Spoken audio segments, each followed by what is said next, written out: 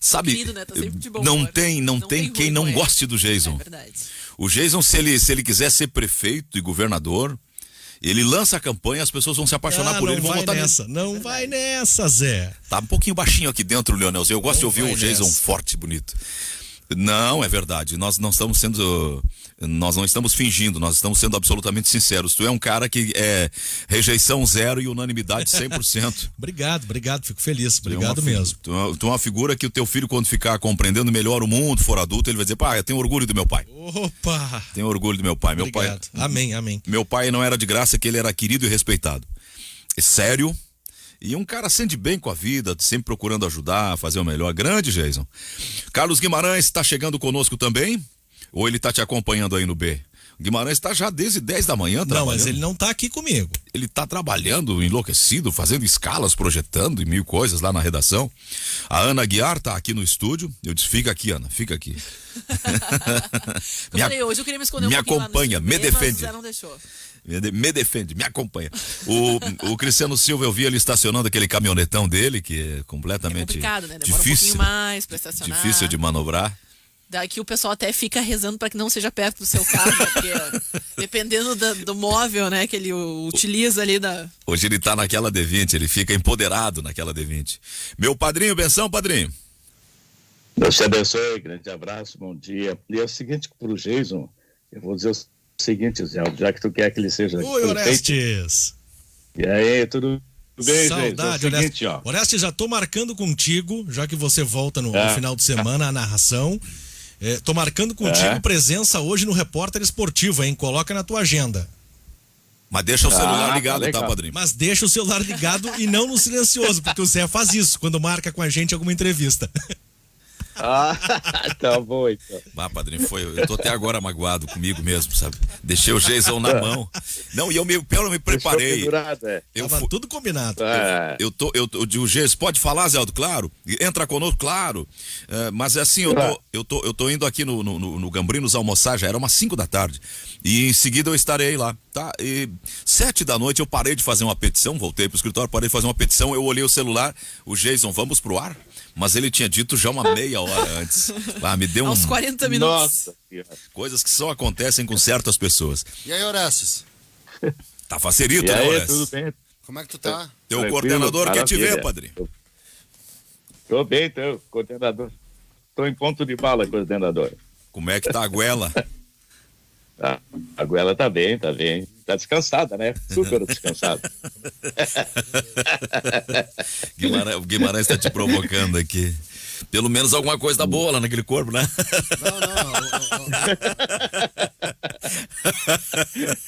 Como os caras são terríveis, né, meu padrinho? Um dia eles vão chegar nessa idade aí dos 70 e poucos, né?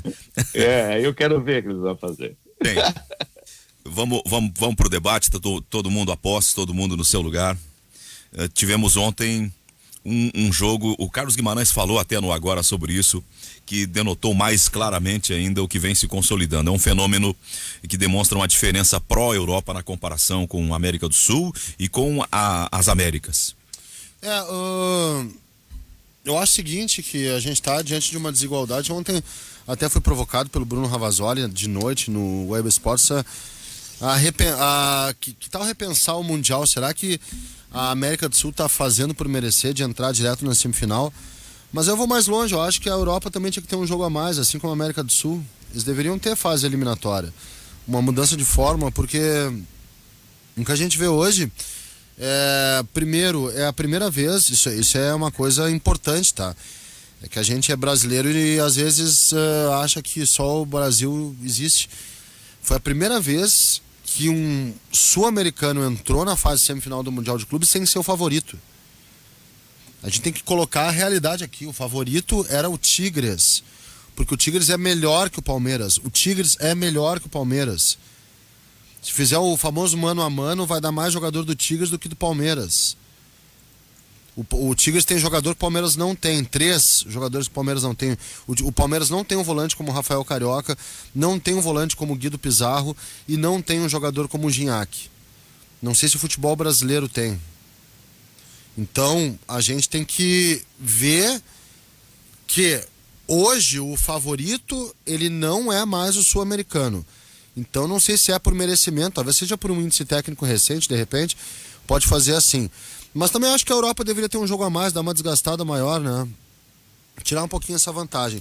Dos últimos 15 mundiais, vamos lá, os números redondos, dos últimos 10 mundiais, números redondos mesmo, dos últimos 5 mundiais, 5 vitórias europeias. Últimos 10 mundiais, 1 vitória sul-americana, 9 europeias. Últimas 15 edições de mundial, 2 vitórias europeias, 2 vitórias sul-americanas, Inter e Corinthians, e 13 vitórias europeias. Quer aumentar para 20 anos, 4 vitórias sul-americanas e 16 vitórias europeias. Aquilo que a gente tinha antigamente de um confronto igual não existe mais. E para piorar, dessa vez não fomos nem terceiros. Não tem nem medalha, não tem nem bronze. O Palmeiras, ele foi o 4º colocado. Não teve nem gol. Não teve nem gol, nem gol. O Palmeiras... Tu tá aqui. Tô aqui. O Palmeiras, ele perdeu na semifinal, perdeu nos pênaltis na disputa do 3º lugar, e isso chama atenção, tá? Existe uma desigualdade muito grande dentro do futebol e um nivelamento muito grande também com os outros continentes. Não dá mais para menosprezar. Mas tem razões que justificam, explicam isso, né, Carlos Guimarães? Tu falaste do Al-Ahly, só para falar do Al-Ahly, né? O Al-Ahly derrota o time do Catar, que tinha até o Dudu. Daqui a pouco vai aparecer um time do Catar, dos Emirados Árabes, melhor que um time brasileiro. Mas isso aí, eu acho que não é problema nenhum, acho que até é salutar pro futebol. Que o Catar cresça, que a Arábia, o Egito cresça e cada vez mais Japão, já aconteceu. Agora, o que eu acho é que o futebol sul-americano tinha que desprezar o Mundial de Clubes. Porque ele não é feito para o time sul-americano ganhar. Ele não é feito, é só tu pegar o calendário sul-americano. Quando a Libertadores ia até o meio do ano, se a gente debateu ontem, ia até o meio do ano, dava tempo de tu dar uma relaxada e tal, projetar. Agora, tu ganha Libertadores em dezembro, daqui a 3 dias tu tem que estar embarcando. É verdade. Então tu já chega morto no final do ano. A nossa temporada ela é diferente da temporada europeia. Tu já tá morto. Os jogadores estão arrebentados, como foi o Grêmio em 2017, Zé. Tu era testemunha nos treinos. Qual era o treino do Renato que a gente observava lá em Auaim? Era jogador fazendo rolinho. Rolinho é tu pegar a perna e ficar passando um rolinho de uma esponja mais dura, de um material mais duro. Isso se chama fisioterapia. Porque o Grêmio chegou num final de temporada cansado e já arrebentado. E mais, tratando de renovação de contrato do técnico, renovação de contrato dos seus principais jogadores e transação de jogadores. Não ia renovar com alguns. Exatamente. O Lucas Barrios já jogou sabendo que não ia ficar no Grêmio. E é o cara que, não estou dizendo que ele abriu na barreira por causa disso, mas ele já sabia. Desmotiva. Já estava procurando barca para atuar em 2018. Então, este Mundial, na maneira como ele é feito e na maneira como é o calendário hoje do futebol sul-americano, o time sul-americano ele tem que desprezar, porque ele só serve para uma coisa, gerar crise. O Palmeiras, há 10 dias atrás, estava vibrando feliz da vida, campeão da América, que é o título mais importante que tem no nosso continente, campeão da América. Aí ele embarca para o Mundial, toma um sapeca do Tigres, que é melhor, mas o nosso preconceito da maioria acha que tem que passar por cima do Tigres, e a imprensa do centro do país, que me desculpe os colegas do centro do país, mas são muito desinformados, né? Esse Tigres aí, o Gignac, descobriram agora o Gignac eliminou o Inter. Em 2015 aquilo lá, foi aquele jogo? Aquela base do Tigres eliminou o Inter e foi para uma final de Libertadores com o River Plate. Como a ponta aqui da província de São Pedro, ela não tem muito os holofotes do centro do país, era Tigres e Inter, que legal, o mexicano contra o brasileiro e tal. Ninguém lembra que esse Tigres, a base, com este mesmo técnico, estava lá em 2015. Agora ficaram surpresos com o Gignac e Companhia Limitada, o Tuca Ferreira, o Ferretti. Então, eles não sabiam que essa era a base. Então eu acho que o time, a imprensa do centro do país ficou surpresa com o Tigres. Mas a imprensa do país tem a imprensa, aliás, continua sobre o Tigres, quero falar uma coisa sobre o Inter. O que eu quero dizer é o seguinte, que o time sul-americano, ele tem que andar para o Mundial de Clubes, com todo respeito. O europeu, este calendário, Jason Lisboa, aí tem que mudar este calendário feito... A Libertadores indo até o final do ano, ela não ajuda em nada quem é o campeão da Libertadores para disputar o Mundial. Porque o Bayern tá no meio da temporada agora, não é? Não ajudou Atlético Mineiro e Inter, Cristiano, nos últimos 2 mundiais que disputaram. O Jason, a Libertadores acabou aquele 2010 no meio do ano. Não é só calendário. No meio do ano. Ali foi incompetência. Pois Ali foi incompetência. É que, veja bem, vou explicar de novo. O Grêmio não estou por 1 a 0, conseguindo me fazer Cristiano. entender. O Grêmio perdeu por 1-0 pro Real Madrid, Cristiano. O Jason, 1-0. tu viu o jogo, Grêmio e Real Madrid? Sim, não chutou a gol. Tu viu o jogo? Bem, O Real Madrid. mas perdeu O Real por 1 a 0. Madrid. Não, mas ganhou, perdeu, conseguimos perder por 1-0. O Real Madrid não forçou o cavalo. Se tu viu o jogo. É jogo. Jason. Ontem teve gol irregular do Bayern. Jason, o Real Madrid não forçou o cavalo. Tá certo, e eu vou Cristiano. dizer mais, Tigres e Bayern foi muito mais equilibrado que Grêmio e Real Madrid. Também acho. Sim. E mais equilibrado que pra mim que Flamengo e Liverpool. E de certa forma também injusto o resultado, que assim, que nos perdoem, mas só que o Tigres criou muito mais. Mas do o que Sim, é melhor. Mas aí Flamengo você e vê a Liverpool diferença. foi um jogo melhor. O Tigres foi no máximo. O Tigres foi no máximo, Ana. O Bayern não foi no máximo. Isso é verdade. O Bayern também era, não vou forçar o É cavalo. que pros aqui europeus, a gente administra. já discutiu isso, não é tão relevante assim, esse Mundial. Esse é outro. Uma situação assim, protocolar que eles têm que fazer esse Essa é outra questão. Por que pro sul-americano esse... É tudo claro, nada. tu quer ser campeão do mundo, beleza, mas não te favorece. O Palmeiras tá entrando em crise, ganhou faz 10 dias, ganhou a Libertadores. Não, a Libertadores é possível para salvar a temporada. Pé Como da assim, matéria, acho que foi na gente? ESPN aquilo, né? Não, nem me lembro. ESPN. A ESPN, depois que o grupo Disney comprou, eu tô meio decepcionado com a linha editorial da ESPN. Eu gostava tanto, eu tô meio decepcionado. Só o Cristiano tá certo a falar do calendário, tá?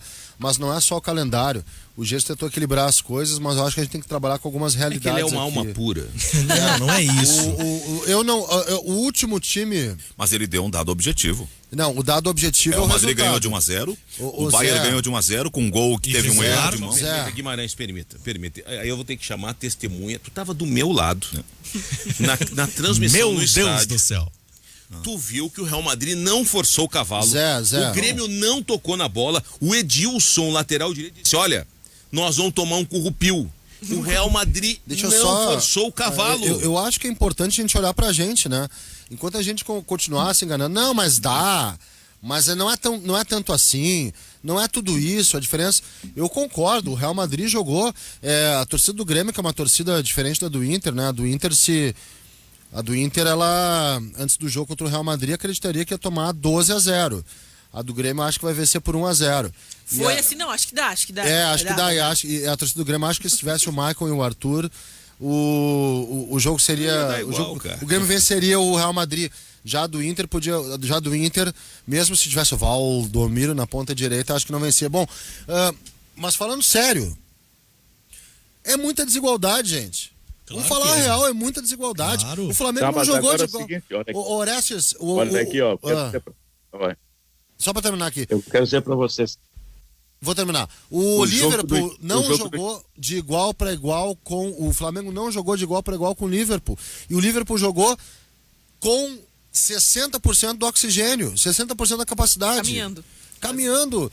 O que tem acontecido, gente, vamos aos números, 1-0. Se a gente começar a se contentar com 1-0, bom, então a gente está mais próximo do nível dos africanos, do Raja Casablanca e do Mazembe do que dos europeus. Não, o Tigres ontem teve mais próximo de não perder pro Bayern, o Guimarães. O Tigres não é sul-americano. O Tigres não, eu sei, o Tigres mas entra há no pouco Campeonato tempo Brasileiro, jogava Libertadores o Tigres. Deixa eu te dar a barbada, tá? O Tigres entra no Campeonato Brasileiro, ganha o Brasileiro. É o 8º no Campeonato Mexicano. Ganha o Brasileiro. O Campeonato Mexicano tem muito mais dinheiro e tem mais investimento. O time do Tigres era melhor que o time do Palmeiras. Eu não sei se ele ganha do Brasileiro. Não sei se ele ganha, mas ele é melhor que o Palmeiras. Melhor que o Palmeiras. Ele foi melhor que o Palmeiras. Não, melhor, tu vê que agora eu tenho que pensar o seguinte. É que a gente olha pra gente. Eu tenho que pensar, eu não sei quantos jogos o Tigres fez até chegar ali, mas eu sei que o calendário do Palmeiras foi desgastante.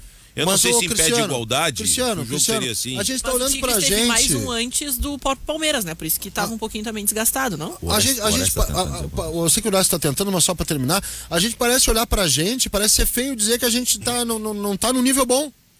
Parece ser feio. E a gente surpreende na Copa.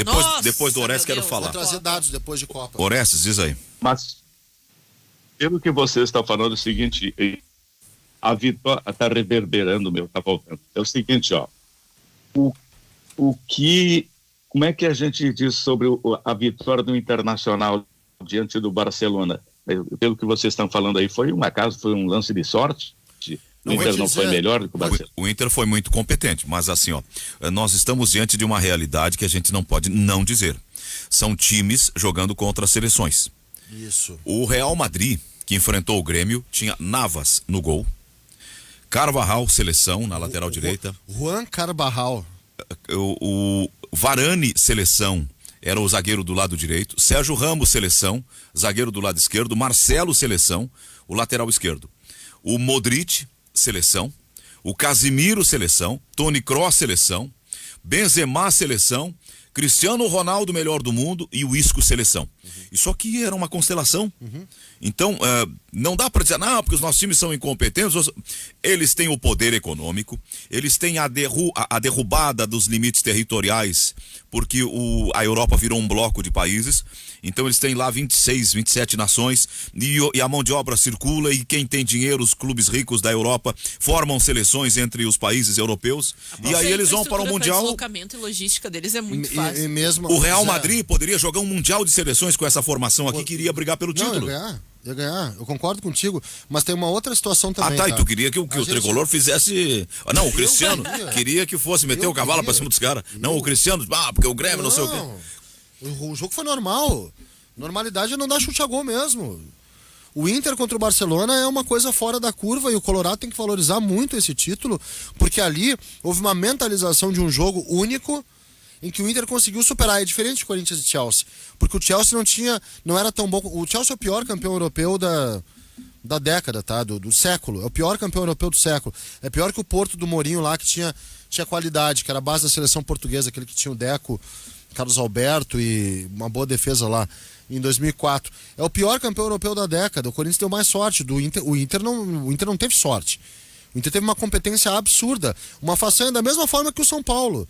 O São Paulo, a gente vai lembrar, o Rogério Ceni faz uma das maiores atuações de um goleiro em todos os tempos. É pressão o tempo todo, pancada o tempo todo, e foi lá o Mineiro e fez o gol. Nunca vi no Mundial de Clubes um goleiro que tenha feito tanto quanto Também não. Então a gente tem que contextualizar isso para entender mais ou menos essa desigualdade, que não é feio. Gente, não é feio ter claro isso, tá? Que não, Guimarães. O Jason, que o Inter e o São Paulo fizeram? Os caras trabalham com cifras. Os caras trabalham com cifras em que um jogador paga quase toda a folha. O que o Inter e o São Paulo fizeram em 2005, 2006? Eles competiram.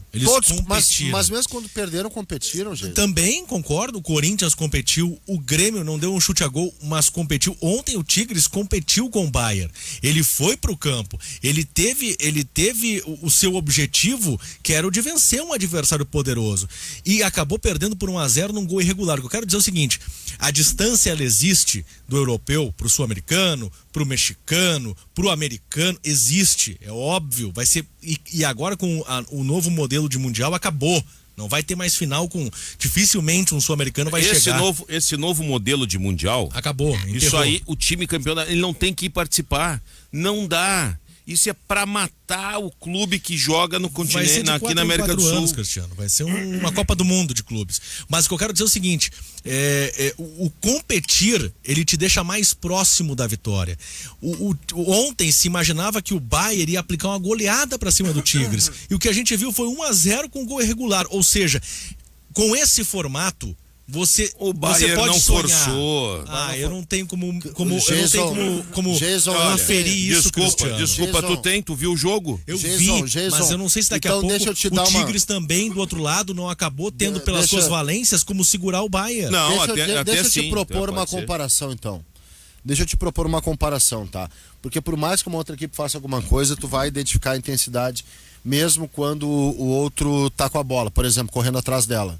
Tu vai identificar, tá?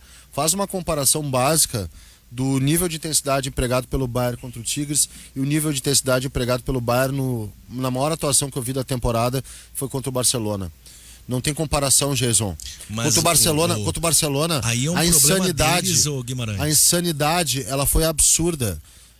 Contra o Tigres foi dosando bastante. Olha que é uma parte que eu cuido bastante, tu sabe muito bem disso. Sim, claro. Porque eu tô nos jogos e eu falo bastante sobre dosar e eu tenho preocupações com isso e trabalhei no jogo do Inter muito preocupado com o modo de dosar a intensidade. O Bayern foi na boa. Óbvio que ele não foi para perder, óbvio que ele não foi para menosprezar, mas ele foi com aquela barrinha de energia da intensidade mais baixa. Como ele vai, sei lá, contra o Fortuna Düsseldorf, e quando vai pegar o Borussia Dortmund vai com outra barra. É como o Inter, quando vai pegar, com todo respeito, vai jogar com o Aimoré uma coisa, vai jogar com o Flamengo outra. O Gauchão joga de uma forma, Libertadores joga de outra, Brasileiro joga de outra, eu entendo. Só que aí é um problema de preparação do europeu. Eu não vejo da mesma forma o sul-americano, então eu não porque vou me mesmo preparar. assim Calendário. mesmo assim. Calendário. É calendário. É grana. Não, a grana, isso aí tá... Melhores. Tá, mas, Cristiano, calendário. Não entendo. Você acha então que se a gente melhorar o calendário, nós vamos conseguir vencer o Não, não, veja bem. Vai ficar até mais fácil para vender, para comprar. Eu acho... Não, vamos pensar só na São disputa. diversos aspectos. Vamos pensar na disputa, no jogo. A pergunta eu quero responder. Claro, por favor. E pode responder, tá aberto o espaço para você responder agora, inclusive. É bom que eles são amigos, né? Fala. Se não fosse. Cara, eu acho o seguinte, se eu começar a debochar, eu também sei brincar sim, mas vamos lá. Não pode. Se é, eu jogo com todas as armas. A regra é essa, eu jogo com essa. A regra é essa, eu jogo com essa. Só depois não vem chorar pra chefe. Depois não vai chorar pra chefe. Vai, Cristiano. O calendário, tá bom. O calendário, quando, repito, o Corinthians campeão, Inter campeão, Libertadores acabava no meio do ano. No ano que o Inter foi campeão mundial, em 2006, qual foi a posição que o Inter chegou no final do Brasileiro de pontos corridos? Segundo. Competiu até o Dava fim. pra pensar até em querer ser campeão brasileiro. Se não escondesse o time, né? Não, mas foi segundo, cara. Mas 2006 não escondeu. 2006 já escondeu. 2010 não escondeu. 2010 escondeu. 2010, ali é questão do técnico. Dava pra pensar também em querer ser campeão em 2010. Aí o técnico, o Celso Roth, escondeu. Aí tá errado a estratégia do Celso Roth. Mas aí botar na conta do Celso é sacanagem, Cristiano. Como é que é? Foi uma decisão coletiva, colegiada, todo mundo. Aí distorce. Zé Aldo Pinheiro. Aí Foi uma lasca o coitado decisão do cara. Foi uma decisão do técnico. Do técnico. Do departamento tu de conhece futebol muito mais tempo que a gente. Tu sabe quando o técnico mete na cabeça, ele faz. Porque a decisão do Fossati na Libertadores 2010 era uma. Tanto que ninguém conseguia convencer, demitiram o Fossati. E contrataram o Celso Roth. E aí, como é que tu me explica isso aí? Vem cá, o Inter ficou 2 meses brincando de passar a temporada. Como é que é? O Inter ficou uns 2 meses brincando de passar o tempo, a temporada. O técnico foi fundamental, o técnico decide. Poxa, a gente cansa de debater aqui do treinadorismo, de entregou a chave, o técnico decide. E ali foi o Celso Roth que decidiu, a direção... então tá, vamos lá, vamos embora. Porque em 2006 a estratégia foi outra e o Inter quase foi campeão brasileiro, foi campeão da América. Imagina se ele ganha o brasileiro e vai pro Mundial e ganha o Mundial. Ninguém lembra que o calendário que o Inter foi segundo piorou muito. Mas, o Zé Aldo, é isso que estamos falando. A Libertadores acabava no meio do ano. Tu joga o brasileiro e vai pro Mundial. Agora, velho, tu joga o brasileiro, tu joga o Mundial e vou te dizer mais. O Palmeiras vai jogar a Copa do Brasil. E tu joga o brasileiro, o Mundial, aí tu vai lá pro outro lado do mundo. Tu ontem falasse da questão da fisiologia, do desgaste, a cada dia, cada hora pra recuperar do fuso. O cara já chega jogando. Tu tava lá em 2017, meu camarada, tu viu? Esbagaçado. Horrível. O Grêmio jogou uma decisão de Libertadores, tinha que ir lá. Mas não é só isso. Quase foi eliminado, e quase foi eliminado pelo Pachuca. É que ganhou de 1-0, mas o Pachuca, o Cortez tirou um gol de cima da linha. Ontem eu tive alguns insights, assim, para criar algumas teses. Tá? O calendário é uma coisa, a outra é a grana.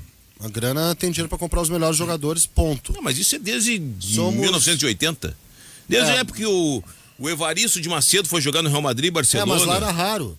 Ontem nessa tese eu escalei o Flamengo 81 e se trouxesse o Flamengo 81 para cá, olha, sobraria o Lico, o Raul Plasma, que era um veterano, e o Marinho, talvez zagueiro. O resto tudo estaria na Europa. Que era nível de Europa, sobrariam esses 3 para ficar no time. O Flamengo de 81, ele era tão displicente quanto a seleção de 82? Não, era melhor, era competitivo. Eu tinha uma ilusão com a seleção de 82, acabou com essa pandemia, destruíram a seleção de 82. Não dá para mandar lateral e diagonal ao mesmo tempo. Mas era o lateral do Flamengo, os laterais do Flamengo. É que eles não faziam isso no Flamengo, né? Ali era a orientação da tinha seleção. O Zico do Flamengo. Não, mas ali eles não faziam isso no Flamengo. E no Flamengo tinha o Andrade que protegia junto com o Adílio, que era uma formiguinha. Dito isso, Uma das teses, tá? Ainda a ser aprofundada. Eu quero pegar como exemplo Palmeiras e Atlético Mineiro. Sim, o Palmeiras ganhou a Libertadores, mas a força do Palmeiras da Libertadores, ela vem depois... Curiosidade, o mesmo diretor executivo veio depois de uma série de contratações caras e que não deram resultado. O futebol brasileiro está contratando bem? Essa é a pergunta que eu faço. Não, mas tu tá falando do Palmeiras, do executivo Alexandre Matos? E o Atlético do Alexandre Matos. Olha só, o Palmeiras do Alexandre Matos, a era Alexandre Matos acabou naquele jogo. Tu vai lembrar o jogo que foi, era Palmeiras e Grêmio lá no Allianz Parque, e eu fiz um pedaço da coletiva do Alexandre Matos dizendo, olha, no ano que vem, que seria 2020, nós vamos apostar mais na base, não vamos contratar tanto, vamos reavaliar os jogadores que estavam chegando de empréstimo, entre eles o atacante, aquele papagaio, estava no Atlético Mineiro. Ele gastou uma grana violenta para contratar. Ele gasta errado. Olha só, o futebol brasileiro, eu vou fazer uma pergunta, o Grêmio contratou bem, tirando o Diego Souza? Não, mas eu quero te responder, só que tu falou que o Palmeiras desse ano foi mais na base. Muito. Patrick de Paula, Gabriel Menino, Danilo. Foi na base, botou mais base para jogar. A pergunta é, o futebol brasileiro está contratando bem? Essa é a pergunta que eu tenho para deixar na mesa para debate. A pergunta é, o futebol brasileiro tem dinheiro para contratar? É que não é só questão de dinheiro, é questão de escolha. Exato. A gente fala assim, são atletas às vezes que já estão no fim de carreira, onde não se aposta em jogadores médios que podem ser desenvolvidos e lapidados para entregar mais do que um jogador antigo que se baseia muito mais em currículo do que qualidade física no momento. Cristiano Silva. A gente fala, no Brasil a gente tem por tendência a contratar currículo, não momento de atleta. Contratar o Guerreiro foi errado? Não, mas aí é momento também. Eu vou te dar um exemplo, tá? 2012... Eu vou citar mais uns 3, se deixar. 2012 e 2013. 2012 e 2013, tá? 2012, 2013. Falando contratação de peso, não, cara. 2012, 2013. E uma contratação que só aconteceu por uma questão que aí, além do campo, que teve que baixar o valor porque ele não ia pra nenhum lugar. O Corinthians... Aí é oportunidade de mercado também. Jamais contrataria se estivesse nas temperaturas normais e... O Corinthians... Se ele não estivesse fora, por toda aquela questão do doping, não teria vindo pro Internacional também. É campeão do mundo com... Ralf Grêmio Barueri, Paulinho, Libertadores também, Paulinho Bragantino, Romarinho Bragantino, Chicão Figueirense, isso é um pouquinho antes, mas vai lá, tudo é na mesma. Antes um pouco Elias Ponte Preta, Leandro Castan, Grêmio Barueri também, se eu não me engano. Fez uma mescla aí, né? Paulo Guerreiro, vinho caro. Claro que sim. Fez o gol do título. Mas olha a base que eu tô falando, já cheguei a 6. Cássio era o goleiro? Cássio era um jogador que ninguém lembrava que estava na reserva do PSV. Veio da Europa. Reserva do PSV. Tá bom, mas veio da Europa. É um jogador que ninguém lembrava. Quem mais tem nesse time? Douglas São Caetano. Douglas reserva. Alessandro, lateral direito. O Alessandro era jogador também... Barato não era. Não, era caro também. Onde que eu tô Santos na chegar? esquerda? Mas olha a base que eu arranjei aqui. Tirando o Paulo Guerreiro e talvez o Emerson Sheik. O Danilo era jogador caro? O Danilo veio muito antes, o Danilo já tá um tempão no Corinthians. Não, mas tu tá falando da formatação do Corinthians, o Danilo campeão da América. Mas ele dessa formatação, ele tá antes. Jusilei é interior paulista também, que faz parte dessa... Não, mas aí é composição de grupo, o grupo cara já tá pronto. É composição é trabalho de prospecção. Olha só, vou te comparar com o Atlético Mineiro, tá? Que gastou uma grana violenta em jogadores como Alan Franco, o rapaz aquele... Ronaldinho Gaúcho? Não, agora. Qual é o Atlético que nós estamos falando? Paulo. Tá falando, eu tô pensando na Libertadores, o Atlético Mineiro. Alan Franco. Zaratio. Vargas. Pra mim, quanto Keno. Caro. Sacha. Não te dá. O Sacha sem contrato. O Sacha sem contrato, o Sacha passa. O Johan, o Sacha, o Everson, essa galera passa. O Savarino até passa. Agora, Vargas, o Alan Franco, o outro, o Zaratio. Não, Arana vai. caras, Natan... Aí de 10 tu passa 5, fica 5. Não, mas que não são caros. O Arana é caro, o Arana é um investimento. Tu tem que mesclar. O que eu quero dizer é que, na média, o futebol brasileiro tá contratando errado. Vamos pro Grêmio. O Grêmio tem excedente, o grupo do Grêmio não é curto, mas é incompleto, excedente. O Grêmio tem pelo menos 5 caras. 5 caras que não servem pra ser opção. Bom, a gente pode botar aqui: André, Thiago Neves, Robinho. Cara, o Everton, é preciso lembrar o seguinte: quando trocou o Everton pelo Luciano, olha, tá aí, se desfez do Luciano, que era um bonde, pega, quem sabe investe no Everton. Só que o Luciano no São Paulo tá fazendo gol e o Everton aqui não tá fazendo nada. Mas na época todo mundo achou legal. Aí tu põe Arroio. Quanto falou o Marinho? Não. O Marinho. Cara, pois é, o Marinho no Grêmio é uma coisa, no Santos é outra. Não, mas aí tu põe Michael Swell, tu põe Christian, tu põe Bruno Rodrigo, e talvez se sair do Santos, o Marinho, não vai ser a mesma coisa. Pode ser também, não sei.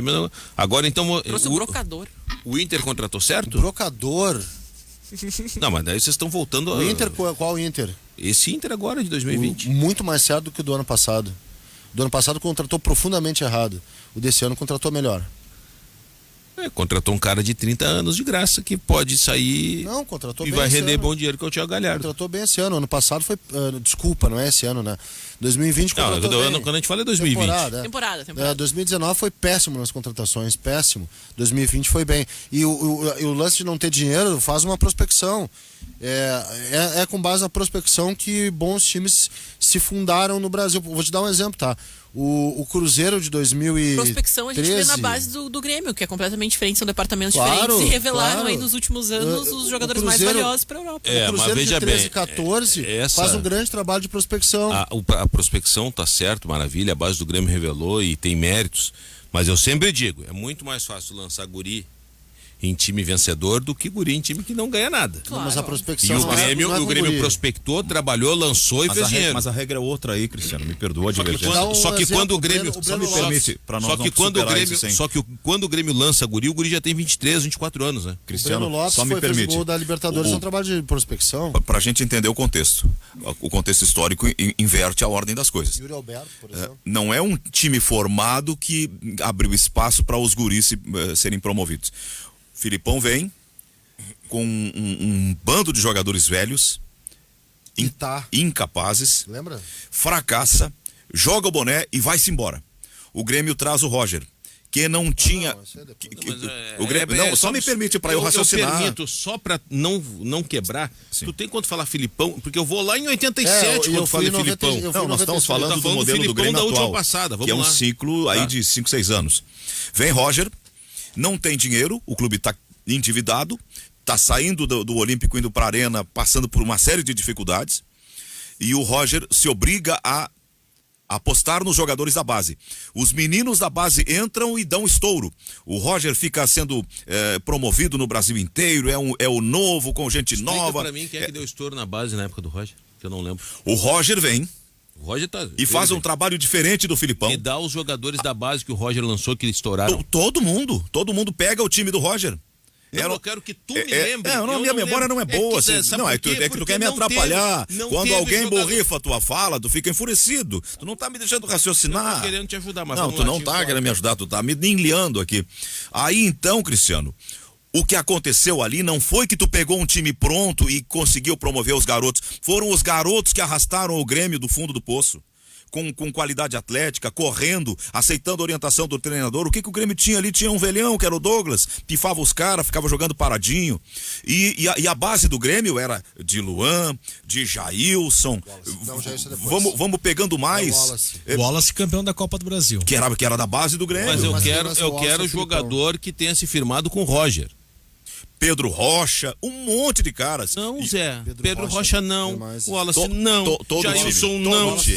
Todo time. Mas quem mais? Mas que todo time. Todo time do Grêmio era um time de meninos. É Luan e Wallace. Era reserva, cara. Não, era o centro do time. Do Roger? Quando começou, Ele foi tirando os veteranos e colocando. Não lembra nem da escalação do time do Roger, tu vem me aplicar que ele botou o jogador da base. Fazer o raciocínio, mas olha aqui, ó, porque o mais importante é tu pontuar onde tu acha que pode me derrubar. O raciocínio é o seguinte. Sabe o que é? Que eu não quero que se passe cachorro aqui. Mas não é cachorro. E tu tá passando um cachorro. Mas não é. Então me diz os jogadores que se firmaram da base. Eu não tenho memória, mas eu vou buscar aqui. Eu tenho a escalação do Grêmio campeão da Copa do Brasil, pode ser. Mas esse, só um pouquinho. Quem era o técnico? Era o Renato aqui na final, com o Atlético. O time, deixa eu lembrar então aqui, tá? O time do Roger tinha o Juliano pela direita e não era o Ramiro.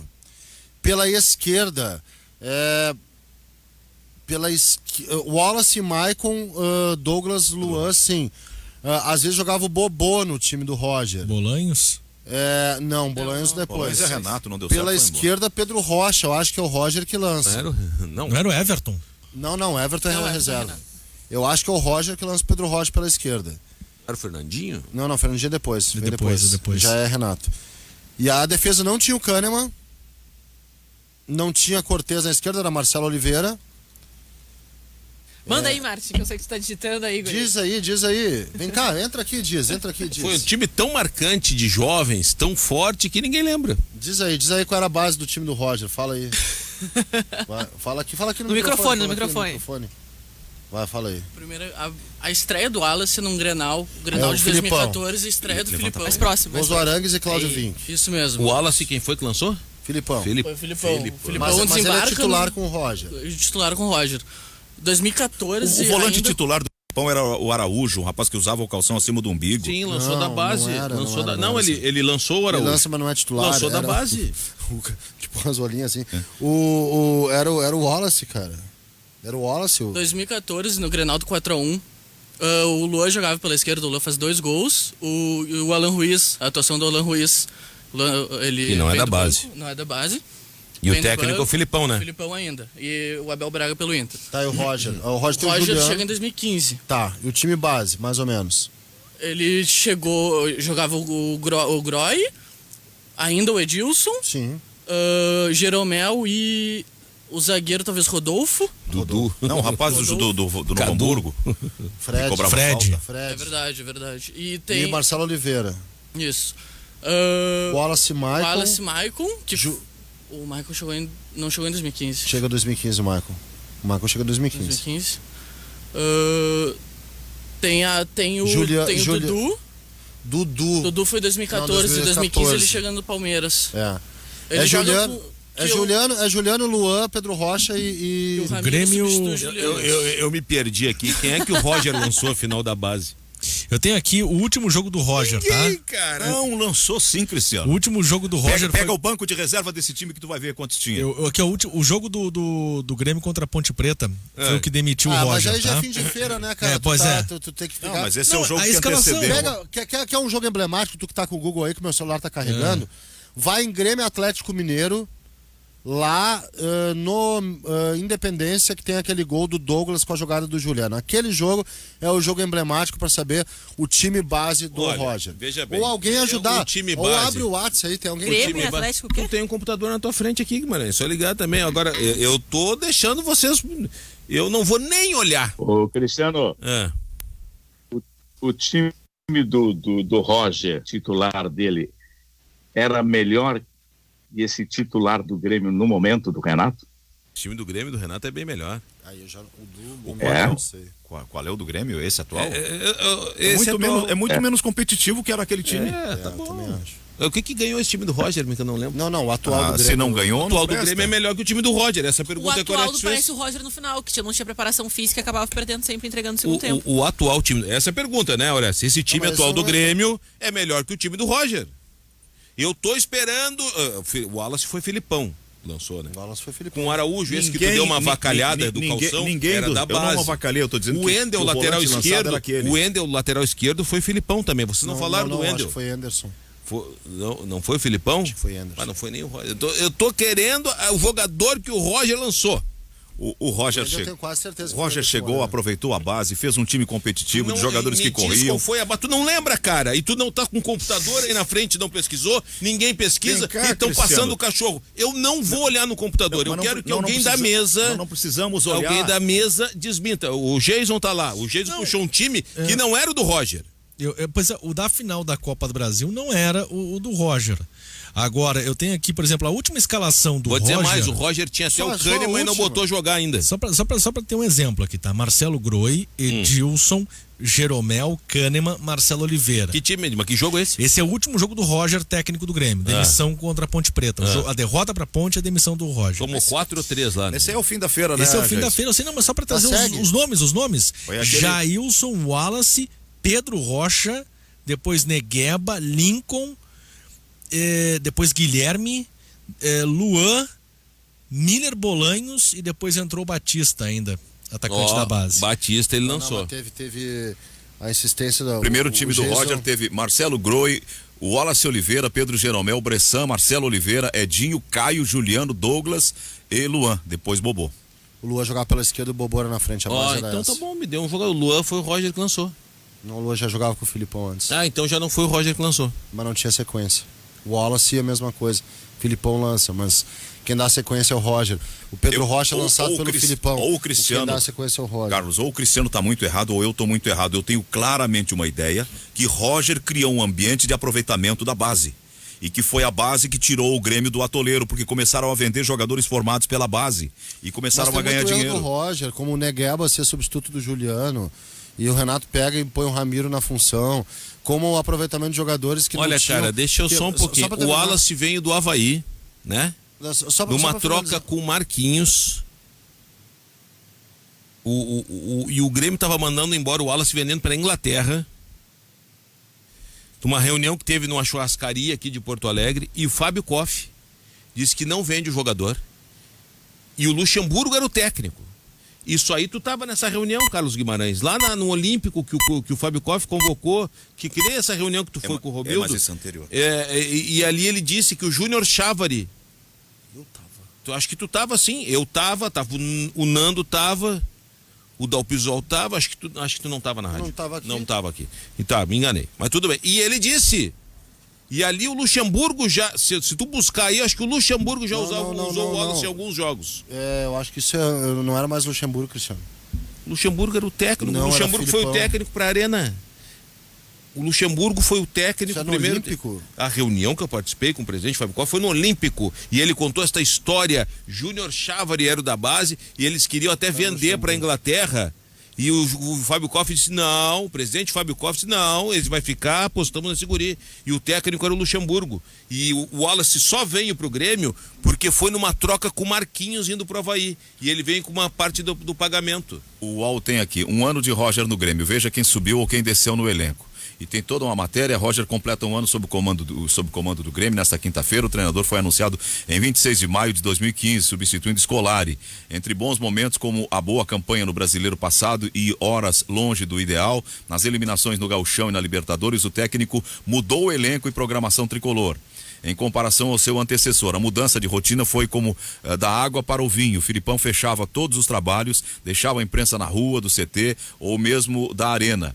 Mantinha distância abissal com jornalistas ou mesmo torcedores e preferia trabalhos tradicionais. Roger não costuma esconder o time com frequência, cumprimenta a todos e conversa normalmente com jornalistas e alterou muito a rotina de treinos com trabalhos de posse, dinâmicas e inspirados em clubes europeus. Apagou rapidamente os traços do ex-treinador. No elenco, mudanças substanciais aconteceram nesse ano, que se completa novas oportunidades, afastados ou mesmo o esquecimento de jogadores dados como promessas por Scolari. Reportagem do UOL separou jogadores que ganharam ou perderam espaço com Roger. Quem sobe com Roger? Luan era titular com Ederson Moreira ou mesmo com Filipão, mas foi com Roger que ele se tornou protagonista. Bom, não foi o Roger que lançou, vamos lá. Wallace recebeu a primeira chance no time de cima com o Scolari, mas foi com o Roger Machado que virou titular. Edinho, talvez o principal nome de jogador resgatado por Roger, é Edinho. Juliano, atrapalhado por dores no pubis, Juliano só foi render o esperado pelo Grêmio quando Roger assumiu o time. Isso é verdade. Everton, pouco utilizado por Filipão, Everton voltou para as categorias de base e chegou a treinar no time B do Grêmio. O rápido atacante só não foi negociado porque a direção apreciava suas qualidades. Então logo Roger assumiu, iniciou um processo de amadurecimento para ele. Jogou algumas vezes no primeiro ano e acabou a temporada como titular. Tá? Quem perdeu espaço com Roger? Brian Rodrigues, Raul, Arthur e Araújo, Ramiro era titular do meio campo com o Filipão, se lesionou 2 vezes e jamais voltou. E depois o Renato resgata o Ramiro. Yuri Mamute também perdeu espaço com o Roger.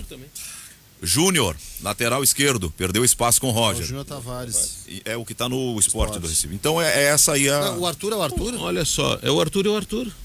Pois é. O Arthur é o Arthur do Barcelona. Cuidado com o Matheus Oliveira nos auxilia aqui no 5-0. Groy, Galhardo, Jeromel, Eraso, Oliveira, Edinho, Maicon, Juliano, Douglas, Pedro Rocha e Luan. Muito bem, então... Grêmio de 2015, Groy, Rafael Galhardo, Jeromel, Eraso, Oliveira, Maicon, Wallace, Pedro Rocha, Douglas, Juliano e Luan. Bom, cantado em prosa e verso que o Roger lançou, jovens Jonathan e talentos, ele resgatou o Everton e o Luan. Tá bom. O Wallace ganhou sequência com ele, Cristiano. Aliás, o Wallace e o Luan. Mas é que não foi o Roger que lançou. São 4. E veja bem, esse mesmo cara que lança, ele afastou o Arthur. Tá na matéria aí que tu leu, né? Afastou o Arthur. O Arthur, esse que foi, acho que a maior venda do Grêmio, né? Ou seja, ele tem erros e acertos. Cara. Todo mundo tem erros e acertos. E não sei o que, não salvou nada, cara. Outra eu coisa. acho que tem mais erros que acertos, quer saber? O trabalho do Roger não valeu de nada, não valeu muito. Criou um modelo que se consagrou. Não, ele valeu. Paradigma. Ele valeu. Não é essa carreta cheia de ouro que tu pintou, mas valeu. Não é sim, Cristiano. Não é não. Bom o trabalho do Roger. Sim. Não é não. O que salvou o Grêmio foi o trabalho do Roger. Não é não. Houve uma ruptura de trabalho, o Cristiano. O Grêmio, ele criou fundamentos e preparou a base para que o Renato tirasse o Grêmio. Só um pouquinho. Eu não estou dizendo que o trabalho do Roger foi ruim. O trabalho do Roger foi regular, ele mudou um paradigma, vamos lá, mas é como um refrigerante 2 litros, acabou o gás no meio. Como tem sido os trabalhos do Roger. Sim. Como tem sido... ele lançou o Luan, deu sequência pro Luan, e deu sequência pro Wallace, e foi lá e tirou o Everton do limbo. E Pedro Rocha. Beleza, mas não tá ali, Pedro Rocha, foi disso ali. Pedro Rocha, sim. Só que Pedro Rocha não era nem titular na Libertadores, né? Ele vem ser depois, né? Não, ele é titular na Copa do Brasil, sim, é titular. Exato, na Copa do Brasil. O Everton era reserva na Copa do Brasil. Porque perdia muitos gols também, não tinha fundamento na hora. Todo mundo dizia o Everton, o rei de perder gol, depois ele melhorou o fundamento. Não, o Roger Vamos dar a César o que é dizer. Eu não estou dizendo que não tem. Sabe qual é o maior mérito? Eu não estou dizendo que não tem. A origem da discussão começou que em time que ganha é muito fácil tu lançar jovem. Tu não tem a pressão. Ele entra, joga solto, o cara que está consagrado lança ele. Em time que não ganha, é complicado. No desespero no Santos, por exemplo, é o que deu. Não, mas aí é que tu não tem que fazer. Podemos voltar até nisso. Eu só estou meio atrasadão. 20 Tudo minutos. Bem, foi ler a matéria completa do UOL, aí atrás. Mas eu quero dizer o seguinte, o Roger... Bom, pode fazer. Tem uma coisa só, tá? Pra mim, o maior mérito, só pra terminar o assunto Roger, o maior mérito do Roger foi ter entendido o Juliano como um precioso e excelente jogador. Estão falando de base. Pelo lado, não, tô falando do mérito geral. Pelo lado direito e para mim explorando a maior potencialidade de um jogador que foi fundamental. Ele transforma o Juliano num jogador que é... Talvez seja, se a gente o ideal para ser um jogador pelo lado direito, em termos de pensamento tático. Se o Juliano joga no lugar do Alisson agora... Eu vou te falar o seguinte, essa matéria deve ter sido construída lá no primeiro mês do Roger, quando ele diz assim, firmou o Edinho. No final do primeiro ano deu. O Edinho foi trocado na virada pelo Negueba, no final. Com Curitiba, porque ninguém aguentava o Edinho. O Edinho mesmo que tomou 4 com o Anderson Moreira, e saiu gritando arrependido que era colorado. E aí foi trocado pelo Negueba. Que recuperação do Edinho foi essa que os caras mandam? Na primeira que deu, vai Edinho, vem Negueba. O Paulo Isidoro. Que recuperação foi essa? Olha, cara, eu só quero dizer o seguinte, eu tenho tamanho e memória de elefante. Vamos pro intervalo. Só para registrar, Zé, rapidinho, segundos. Não, vamos passar o resto do ano aqui. O Roger é o novo técnico do Fluminense, né? Deve assumir depois do Campeonato Brasileiro. Intervalo, já voltamos. Obrigado pela audiência de todos os lados. O Manuel Francisco, ele diz, eu estou ligado aqui no Recife. Beleza. Obrigado, Manuel Francisco. Abraço para Recife. Posso mandar um abraço também? Sim, o Jurandir, ele diz assim, Cristiano. Não, dá um abraço primeiro, vai. Rodrigo Navarro, conselheiro do Inter, tá na escuta. Grande Navarro. A memória de elefante. Não, esse aqui já é um outro que empurrou. Vamos primeiro nesse aqui que eu disse. O Jurandir vai me dar uma pancada agora. Jurandir Padilha, ele está dizendo: acabou a cartilha do Roger depois as ideias do saudoso Espinosa.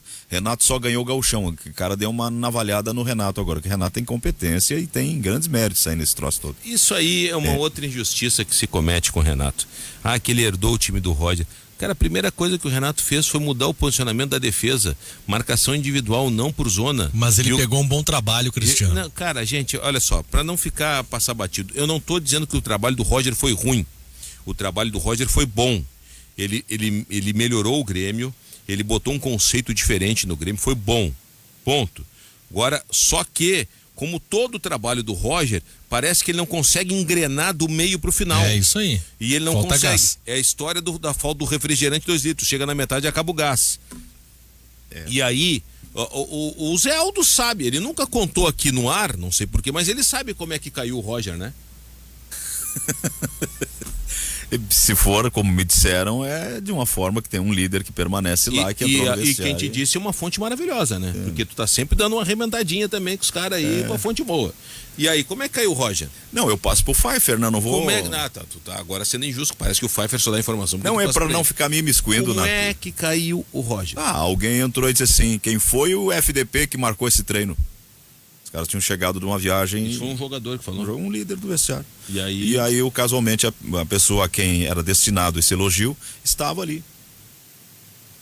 Essa pessoa era o Roger.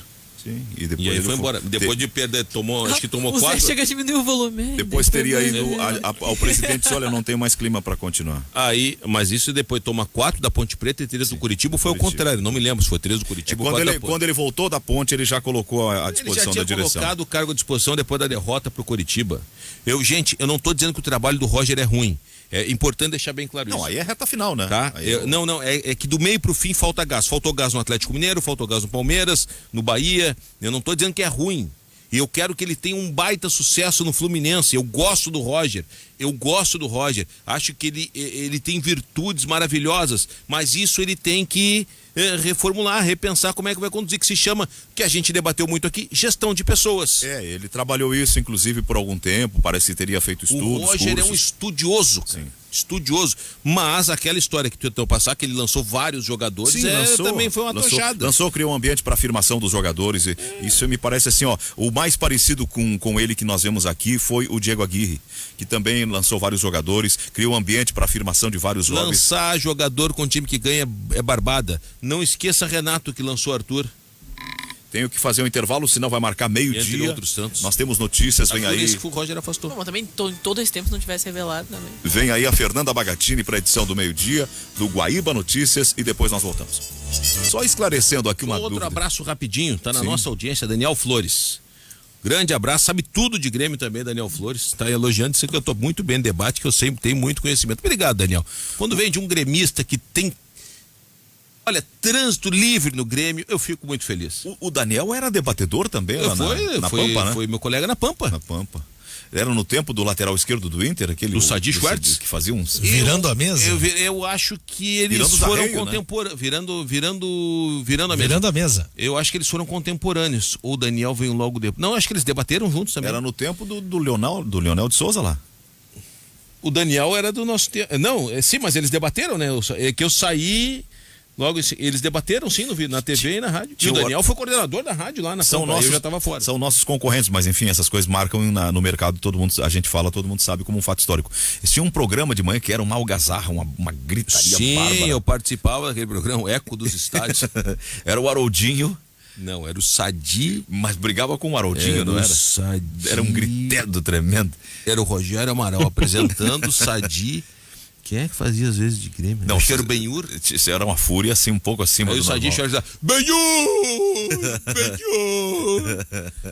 E o Haroldinho também. Sadi Schwartz, ex-lateral do Inter, que disse que foi ele que ensinou o Rivelino a bater de 3 dedos. Uma informação aqui, até um ponto onde eu consegui identificar. Ontem o técnico do Palmeiras, quando saiu de campo, ele disse: nós temos que verificar os méritos do nosso time.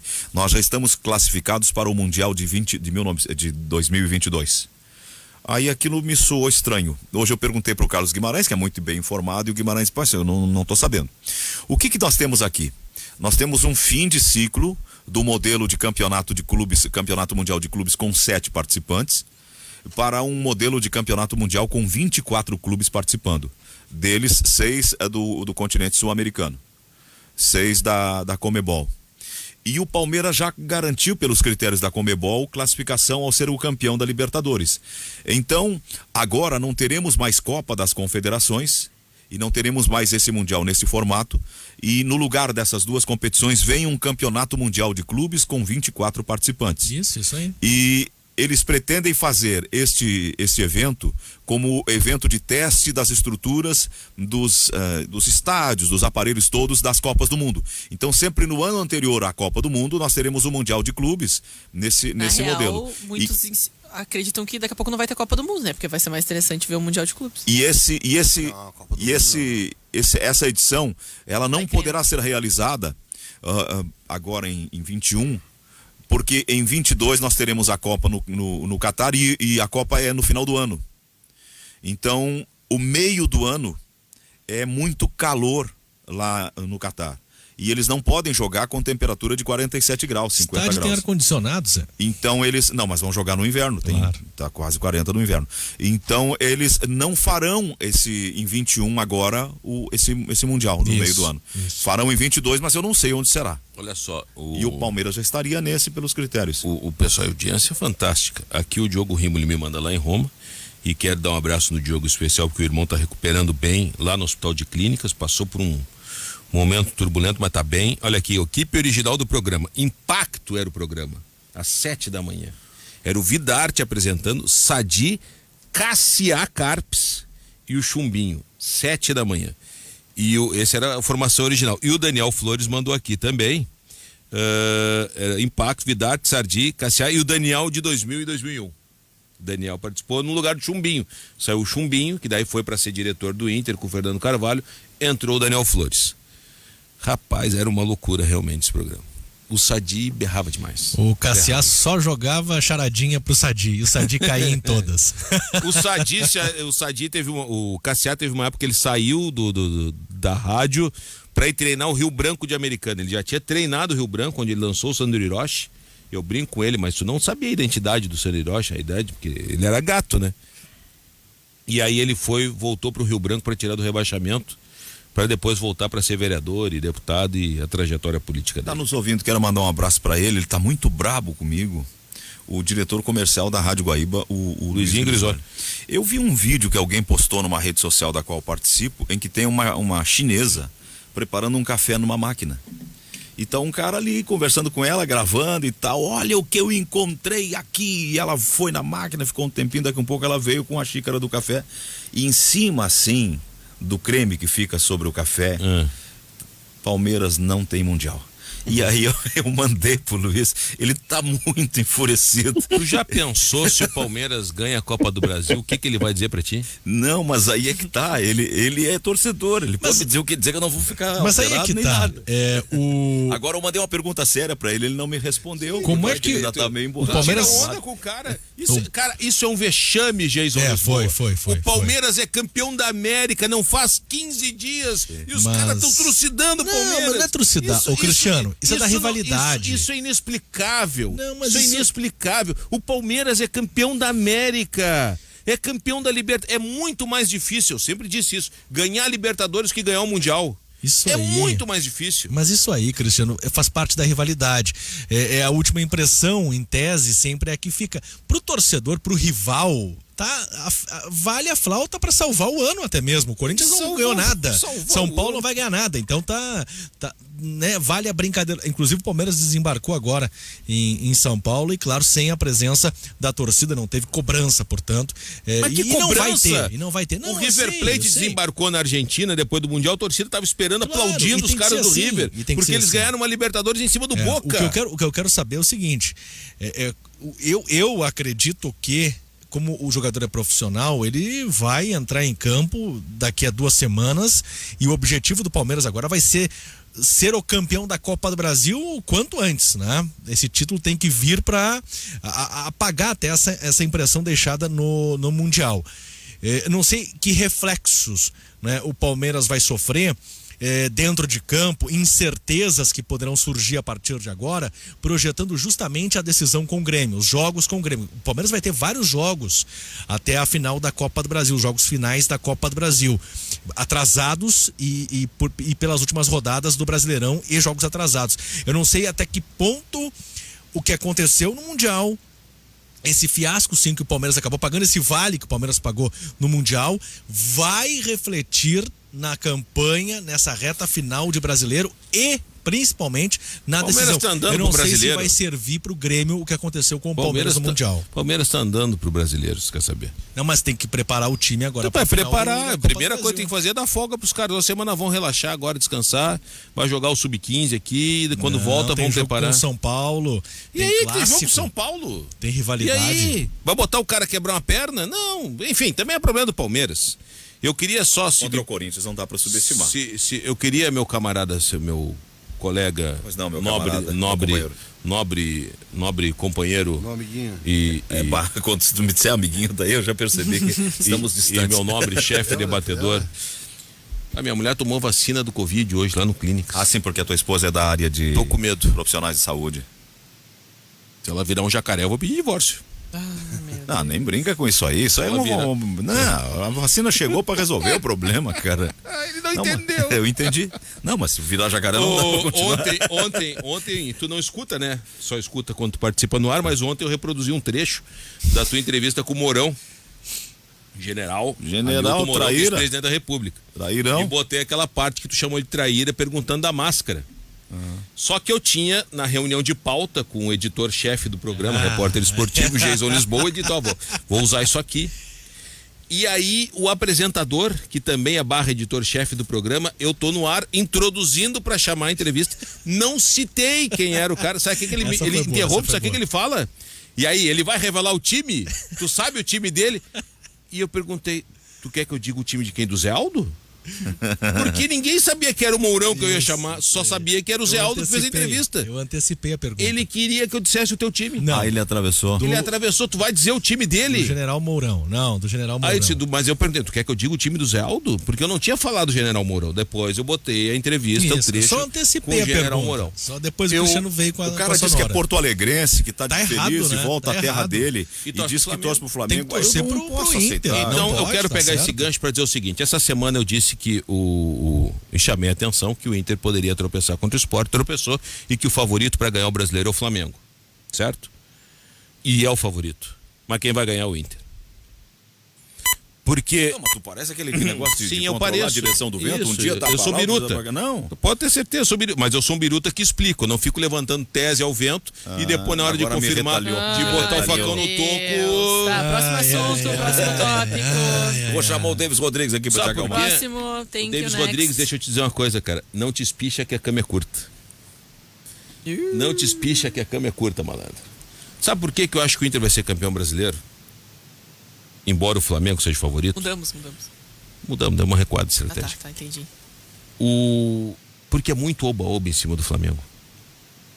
É impressionante. Mas sempre foi oba-oba. Sempre foi. O problema é que a agora defesa tá tá muito mal. mais. Não, mas deixa eu dizer uma coisa bem séria que tá me incomodando, assim. E o que eu tô falando é sério, tá? Só pra...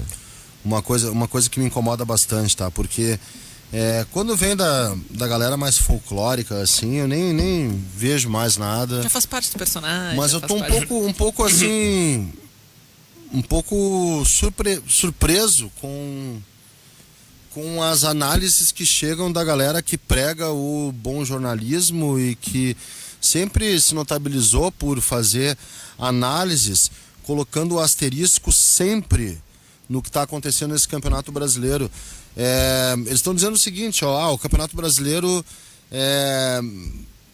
merece... O Campeonato Brasileiro foi atípico, mal jogado e o campeão não será digno. Mais ou menos isso eu li de vários caras. Não, isso aí era até antes do jogo do Inter com o Sport.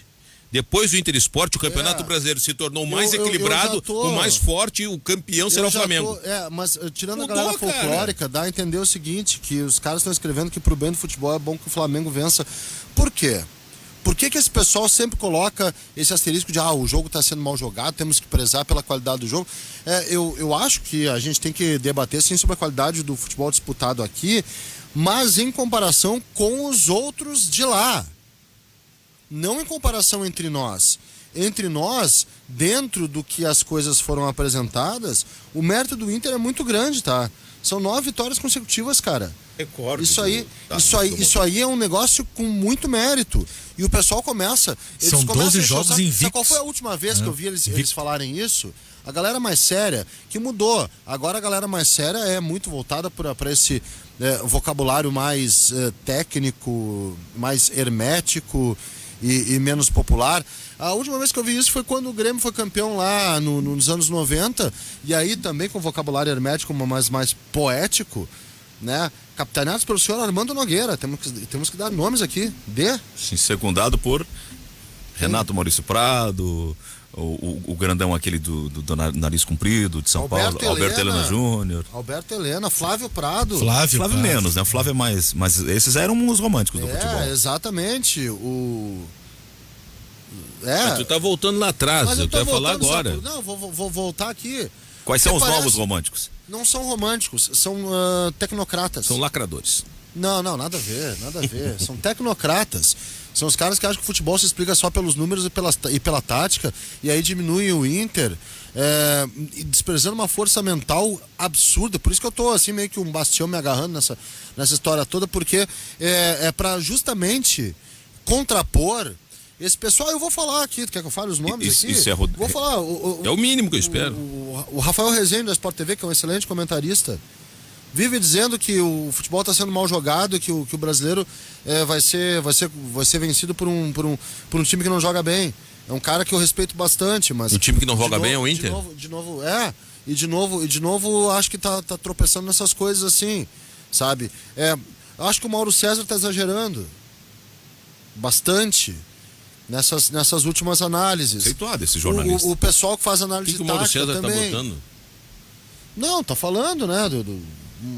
Enfim, ele vai pro lado do Flamengo, sim, entendeu? Tá bom. Obviamente. Então, e são caras que eu admiro, que eu acho muito bons, mas que estão desprezando algumas jogo variáveis. Que tá jogando. É porque o futebol tem muitas variáveis. E a variável mental é a principal. Tô cada vez mais convencido disso. Tô chato, parece que... mas só mental sim, se o futebol se joga com a cabeça. A Atlética é essencial hoje. E a física do Inter é melhor também. Que do Flamengo, a defesa do Flamengo. O time do Flamengo chega ao final dos jogos cansado. E o final e o sistema defensivo do Flamengo perdeu a consistência do ano passado. Claro, fisicamente o Inter é melhor que o Flamengo, mentalmente o Inter tá melhor que o Flamengo, então, pera lá um pouquinho. Não dá pra gente, quando a bola chega no só que a gente está condicionando, né, a situação externa, a qualidade ou a falta de competência dos outros. O Neto tá falando criar uma...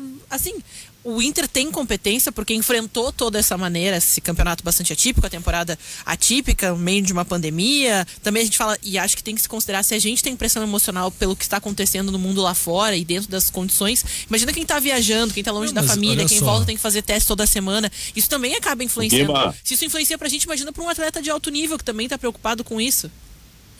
Eu tenho... A Ana tem razão. Eu me dou a impressão seguinte, que esses caras estão pensando já, o Flamengo já é campeão, para eles está tudo tranquilo. Embora eles não sejam gaúchos, né, não estejam torcendo pela vitória do Clube Gaúcho, ali na frente eles podem cair do cavalo, né? Sabe que eu até entendo, Orestes, talvez o campeão brasileiro de 2020 não seja aquele... Se pegarmos as últimas conquistas de Palmeiras e Flamengo, do próprio Flamengo, não seja aquele com o futebol mais vistoso. Eu vou tentar entender o que é dito pelo centro do país, tá? O Corinthians também ganhou sem ter futebol. Sem ter futebol, vencendo por 1-0 e se defendendo, perfeito. Desculpe se eu me adiantei na tua tese, que nem ontem. Não. E depois veio o Palmeiras. E depois veio o Palmeiras e o Flamengo, aí sim, com bom futebol. Agora, o que eu quero deixar bem claro aqui é que esse campeão brasileiro, ele vai ter tantos méritos quanto qualquer outro. Isso. Porque, olha só, o Inter do Abel Braga, ele ficou 12 jogos invicto. 12 jogos invicto, e nesse combo são 9 vitórias consecutivas. E ao fim desse prazo de 12 jogos invicto, 9 jogos com vitórias em sequência, qual foi o saldo que o Inter conseguiu? 1 ponto à frente do segundo colocado. 1 ponto. Isso aí demonstra o equilíbrio do Campeonato Brasileiro, né? O quão equilibrado está esse Brasileirão e a dificuldade que vai ser para conhecermos esse campeão brasileiro. Hoje tá aí a disputa entre Inter e Flamengo, mas há 2 rodadas estávamos falando do Atlético, do São Paulo, e claro que com o passar das rodadas e quanto menos jogo, claro que vão diminuindo os adversários. Então hoje a gente fala de Flamengo e de Inter, mas o Inter que ficou 12 jogos invicto, com 9 vitórias consecutivas e teve um tropeço pro Sport, assim como o Flamengo perdeu no Maracanã pro Ceará, isso faz parte de uma campanha vitoriosa também. O Inter conseguiu um saldo positivo de 1 ponto à frente do seu segundo colocado. Então, se o Inter for o campeão, e acredito que tenha condições sim, talvez não seja com o time mais marcante da última década, mas vai ser tão difícil quanto qualquer outro título conquistado, ou até mais do que o Flamengo conquistou no ano passado, que o Palmeiras conquistou no ano retrasado, porque o elenco do Flamengo era superior, porque o elenco do Palmeiras era superior. Então esse Inter de hoje, ele tá surpreendendo e ele tá indo além, talvez, daquilo que esse grupo tinha condições de apresentar. Então vai ser um campeão com muitos méritos e de fato um grande campeão, se o Inter bater campeão esse ano, claro, tomara que consiga isso. Eu acho o seguinte, eu não sei como é que o Abel tá preparando, não, a gente não vê treino e tal, enfim, mas eu acho que o Abel agora tem que usar um pouco da malandragem antiga, que a gente costuma falar, tática Felipão, e começar a entrar ainda mais no mental dos caras. Sim, o Inter está sendo desrespeitado no centro do país. Aqui a gente é da aldeia, a gente sabe como é que funciona. Sim, os caras querem dar o título pro Flamengo. Eu não sei se o Abel vai chamar o Evandro Mota, que nem fez em 2006, motivador para dar palestra. Não sei o que vai fazer. Mas eu acho que o Inter tem que dar uma chacoalhada. E primeira coisa que a gente tem que chacoalhar é a torcida depressiva parar de sair da depressão. Mas isso não depressiona mais. Não borrifa. Ainda. É que o Inter tem um problema de a torcida tem que sair da depressão e começar a acreditar no time. Porque também é brincadeira. Hoje eu estava escutando lá no Sport TV, o Serete disse, lá no Sul até a torcida do Inter não acredita mais no Inter. Pô, cara, se a minha torcida não acredita no meu time, velho, quem é que vai acreditar? O Flamengo vai acreditar? O Flamengo tá tirando onda. O Flamengo tá tirando onda. Então, não borrifa também. Então, eu acho que tem que pegar agora, é que nem o Guimarães fala, entrar no mental. Não estão acreditando, então agora que é birra. Nós vamos ganhar na birra, na marra. Agora o torcedor tem que ser importante também.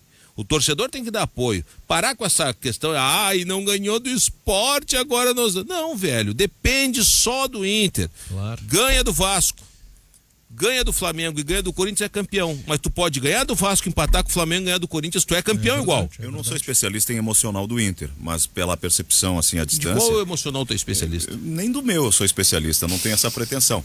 Acho que é o campo mais difícil de ter uma especialidade. E respeito muito os psicólogos, os terapeutas e tudo mais. Mas eu percebi assim, e é rasa, é superficial a minha percepção, que o que não faltou pro Inter foi mobilização. E o que levou o Inter a um estágio de desequilíbrio em campo, me pareceu, foi um excesso de pressão. Talvez seja necessário do contrário, distensionar os caras, dizer para eles, olha, nós aqui confiamos, fiquem à vontade. Essa questão que foi debatida depois do jogo do Sport, a pilha, entrou na pilha. Velho, o Inter não entrou na pilha. O Inter entrou normal. Vamos prestar atenção no jogo? O Inter entrou normal. O Inter entrou pressionando. E é o primeiro revés se transformou. O Inter entrou pressionando. O Inter entrou pressionando, como sempre faz. Vai buscar o gol nos primeiros 15, 20 minutos. O Inter entrou normal, não tinha ninguém dando porrada em ninguém. Normal em organização. Não tinha ninguém dando porrada em ninguém. A pilha vira quando, senhor José Aldo Pinheiro, um jogador é expulso infantilmente, certo? Aí tu tá com um a menos. Tu vai ter que correr mais. E aí, tu toma um gol. Aí, velho, aí sim, entra o emocional, entra o nervosismo, tu tá jogando em casa com um time que tá buscando escapar do rebaixamento e tu tá perdendo. E tu tem um a menos. Aí tu vai lá e empata o jogo. Aí na hora de dar, agora voltei pro jogo. Tu toma um segundo gol de uma maneira idiota que foi. O Inter tomou o segundo gol de uma maneira idiota, infantil, imbecil, classifica como tu quiser. Aí, velho, entra a pilha, entra o emocional, porque tu sabe que os caras já estavam retrancados antes. Eles entraram com 3 zagueiros, fizeram um bloco ali atrás. Eles estão ganhando, eles vão se retrancar ainda mais, e tu tem um a menos. Bom, aí, velho, aí é pilha, é emocional. Não é que o Inter entrou assim no jogo. As circunstâncias do jogo fizeram com que o Inter ficasse assim. Aí é que nem Flamengo e Bragantino. Flamengo entrou na pilha contra o Bragantino, fez 1-0, o cara tava administrando, chutava, o goleiro tirava.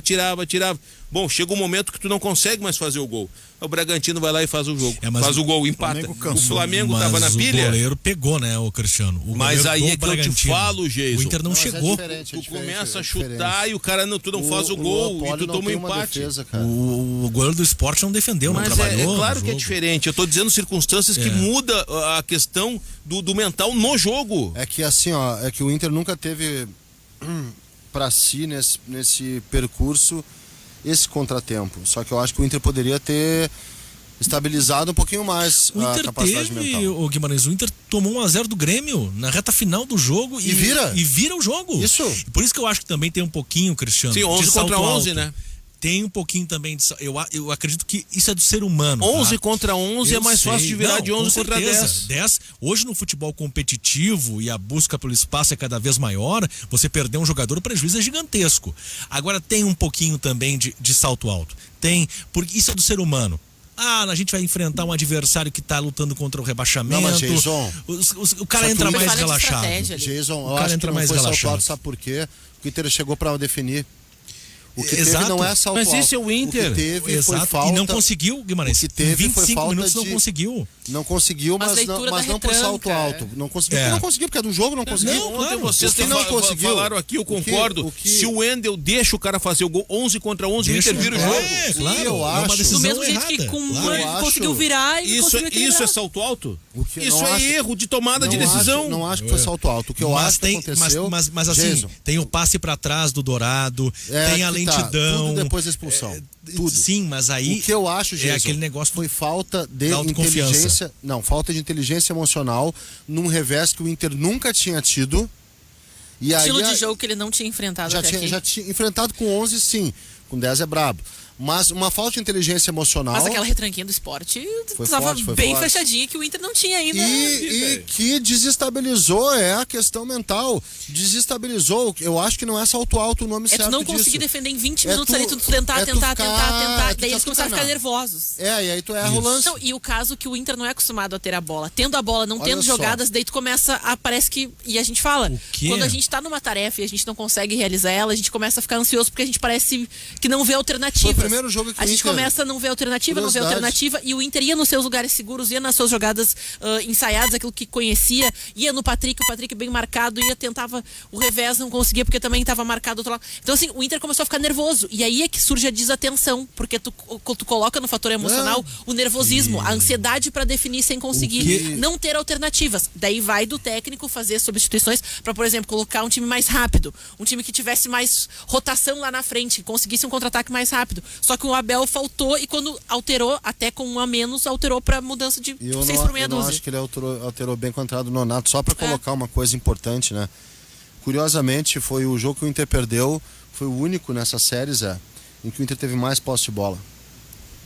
O Sport só se defendeu. O Inter, quando tem menos posse de bola, tá mais próximo de ganhar. É curioso. Isso, em cima disso, Guimarães, o que você projeta, o que você acredita que o Luxemburgo vai fazer para o jogo de domingo? Porque ele precisa vencer o jogo. Vai atacar. Ele não pode fazer que nem o Jair Ventura, porque o Sport venceu o Botafogo e deu aquela subidinha, né? Chegou a 38 pontos, não relaxou, mas talvez tenha o jogo contra o Inter não tivesse sido aquele jogo onde, não, agora eu vou para vida ou morte. O Vasco vai pra vida ou morte contra o Inter.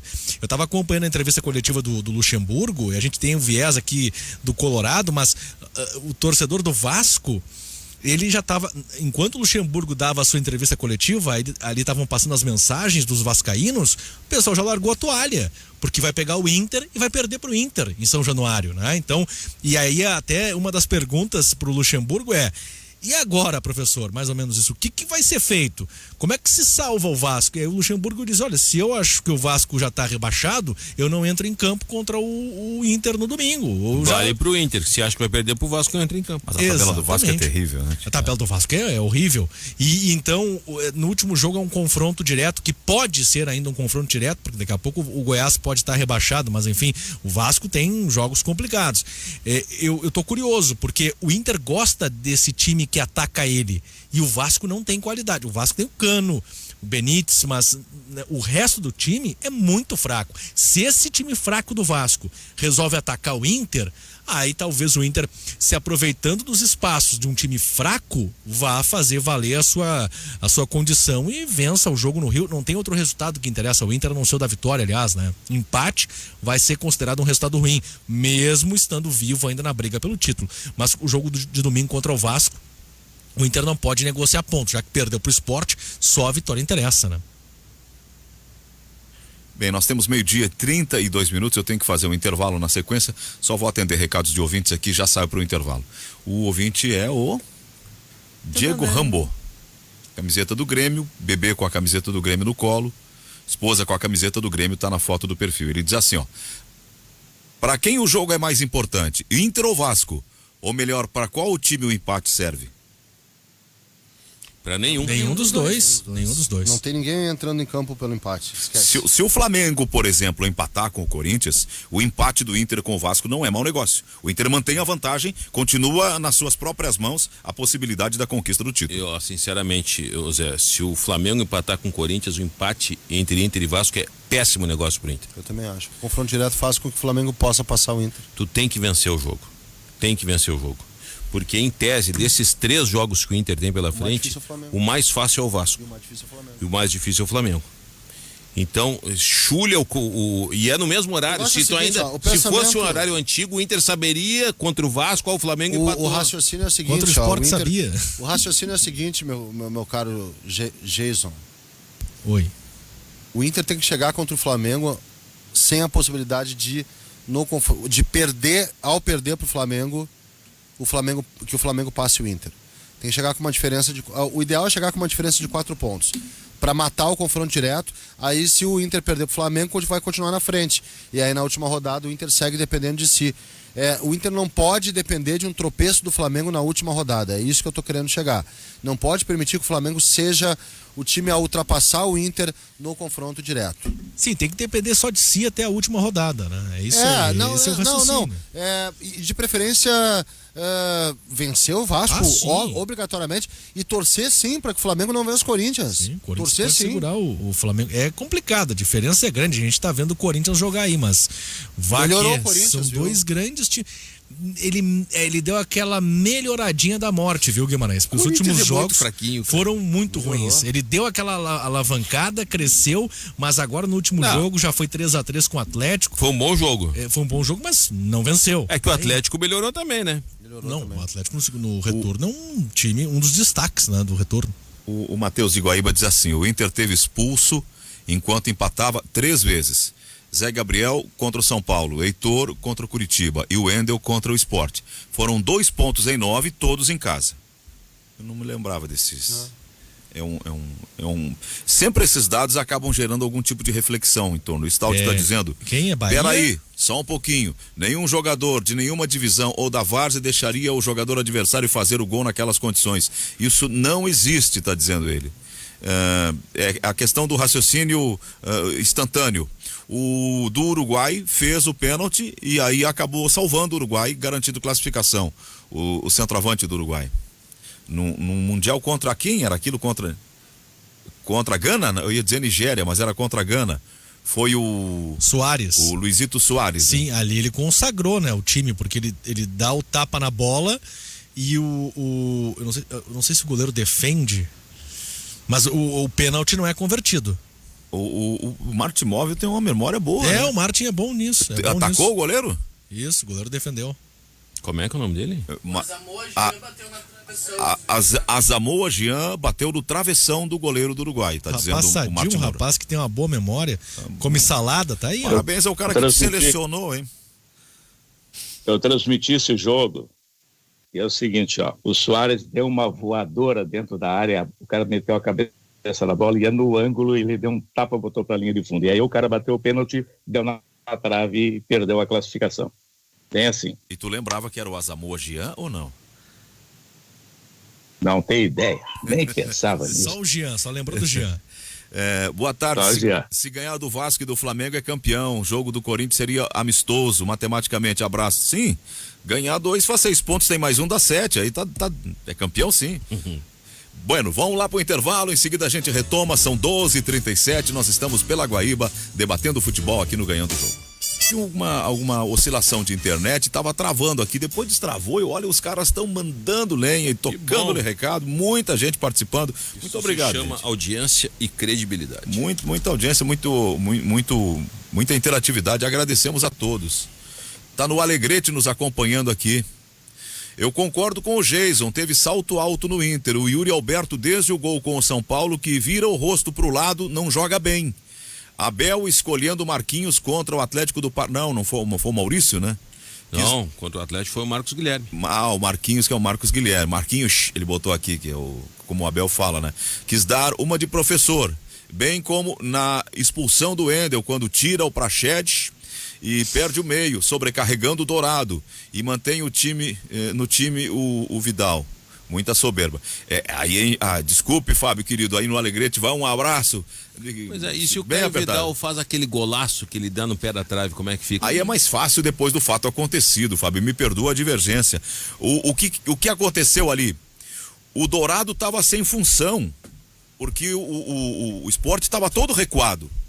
Só que quando o Inter fica com um jogador a menos e eles ganham vantagem no placar, eles passam a ter campo para jogar. E aí entra em jogo a necessidade de um marcador. E onde é que tá o Dourado no contra-ataque da expulsão do Wendel?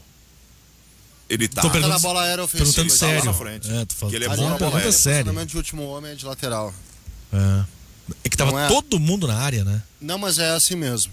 Não, sim, mas todo mundo deixar só o Wendel ali, naquele meio... Assim. E a segunda bola, e o rebote. Só o Diogo ou o Cortez também. É assim, tu pega os mais altos e manda eles pra área. Isso é normal. E os um pouco mais baixos... o Dourado já fez gol de cabeça, inclusive. Ontem os mexicanos pegaram os alemães. Porque não tem ninguém ali. Ali tu tem... O que tu tem? Uma sobra, tá? Uma sobra tem que ser de um. O problema é que o cara deu a cabeçada errada, né? Foi meio na dúvida de definir aquele lance, tem que ir com convicção. Não, mas tem mais... Não, mas aí que tá, Guimarães. Vamos ver o seguinte. Só tá o Wendel ali. Só o Wendel. Sim. E tem 2 ou 3 caras do Sport já em cima dele. Mas a bola tava muito mais pro Wendel que pros caras do Sport. Só que só fica um ali. O problema é que o Sport parte em transição ofensiva e tu tem que ter, tu tem que ter transição defensiva, ou seja, os caras estão partindo para cima, tu tem que ter os jogadores voltando, mas a sobra é só um, é só do Wendel. É só do Wendel, não tem como ter mais gente ali. E a bola vem nele. A bola vem em cima dele, ele poderia ter se adiantado ao movimento da bola e não ficado esperando. O saltinho que ele deu não deu. É porque ele deixou a bola bater e depois ela subiu. Claro, o Rodrigo Ramos pula mais alto que ele no futebol. Quando a bola tá vindo, ele tem que ir correndo e dar-lhe uma burdoada, e se puder pegar um pouco da perna do adversário, já pega junto, vamos resolver agora. É o popular, vai pra matar o lance, né? Isso. eu vi ontem, os mexicanos deram uma escapada e os alemãos estavam meio fora do lugar. Veio aquele alemãozão, aquele goleiro e cobriu. Mas chegou com uma vontade e jogou lá na arquibancada. A bola, né? Então, às vezes, em algum momento, tu tem que ter esse mental que o Carlos sempre fala, ligado para uma determinada postura de definir o lance. Isso é mais ou menos que nem o zagueiro Moisés na época do Bangu, agora vai sair a série do Castor de Andrade, né? Já saiu? Não começou. Não, hoje começa. Já vi gente. O Moisés era assim, cara. Ele tinha um vigor e para mostrar o mental. E ele dizia: zagueiro que é zagueiro não ganha Belfort Duarte. Vivia expulso, né? Mas. Qual é aquela zaga que o Santos tinha? Márcio Rossini, Toninho Carlos. E Toninho Carlos. Também era assim, era um vigor. Coitado. Era Marola. E quem protegia essa defesa foi Dema, o melhor volante no Brasil em 1983. E o meio-campo tinha Pita, Dema, João Paulo na esquerda. Paulo Isidoro depois do Grêmio vai pro Santos. Dema, Paulo Isidoro, Pita. O Paulo Isidoro do Vitória da Bahia, né? Não, Paulo Isidoro do Atlético. Tizil? Isso, Tizil que sai do Grêmio em 82 vai pro Santos. Dema, Paulo Isidoro, Pita, Serginho, João Paulo. Serginho, João Paulo, com certeza. Não me lembro o ponta direito quem era.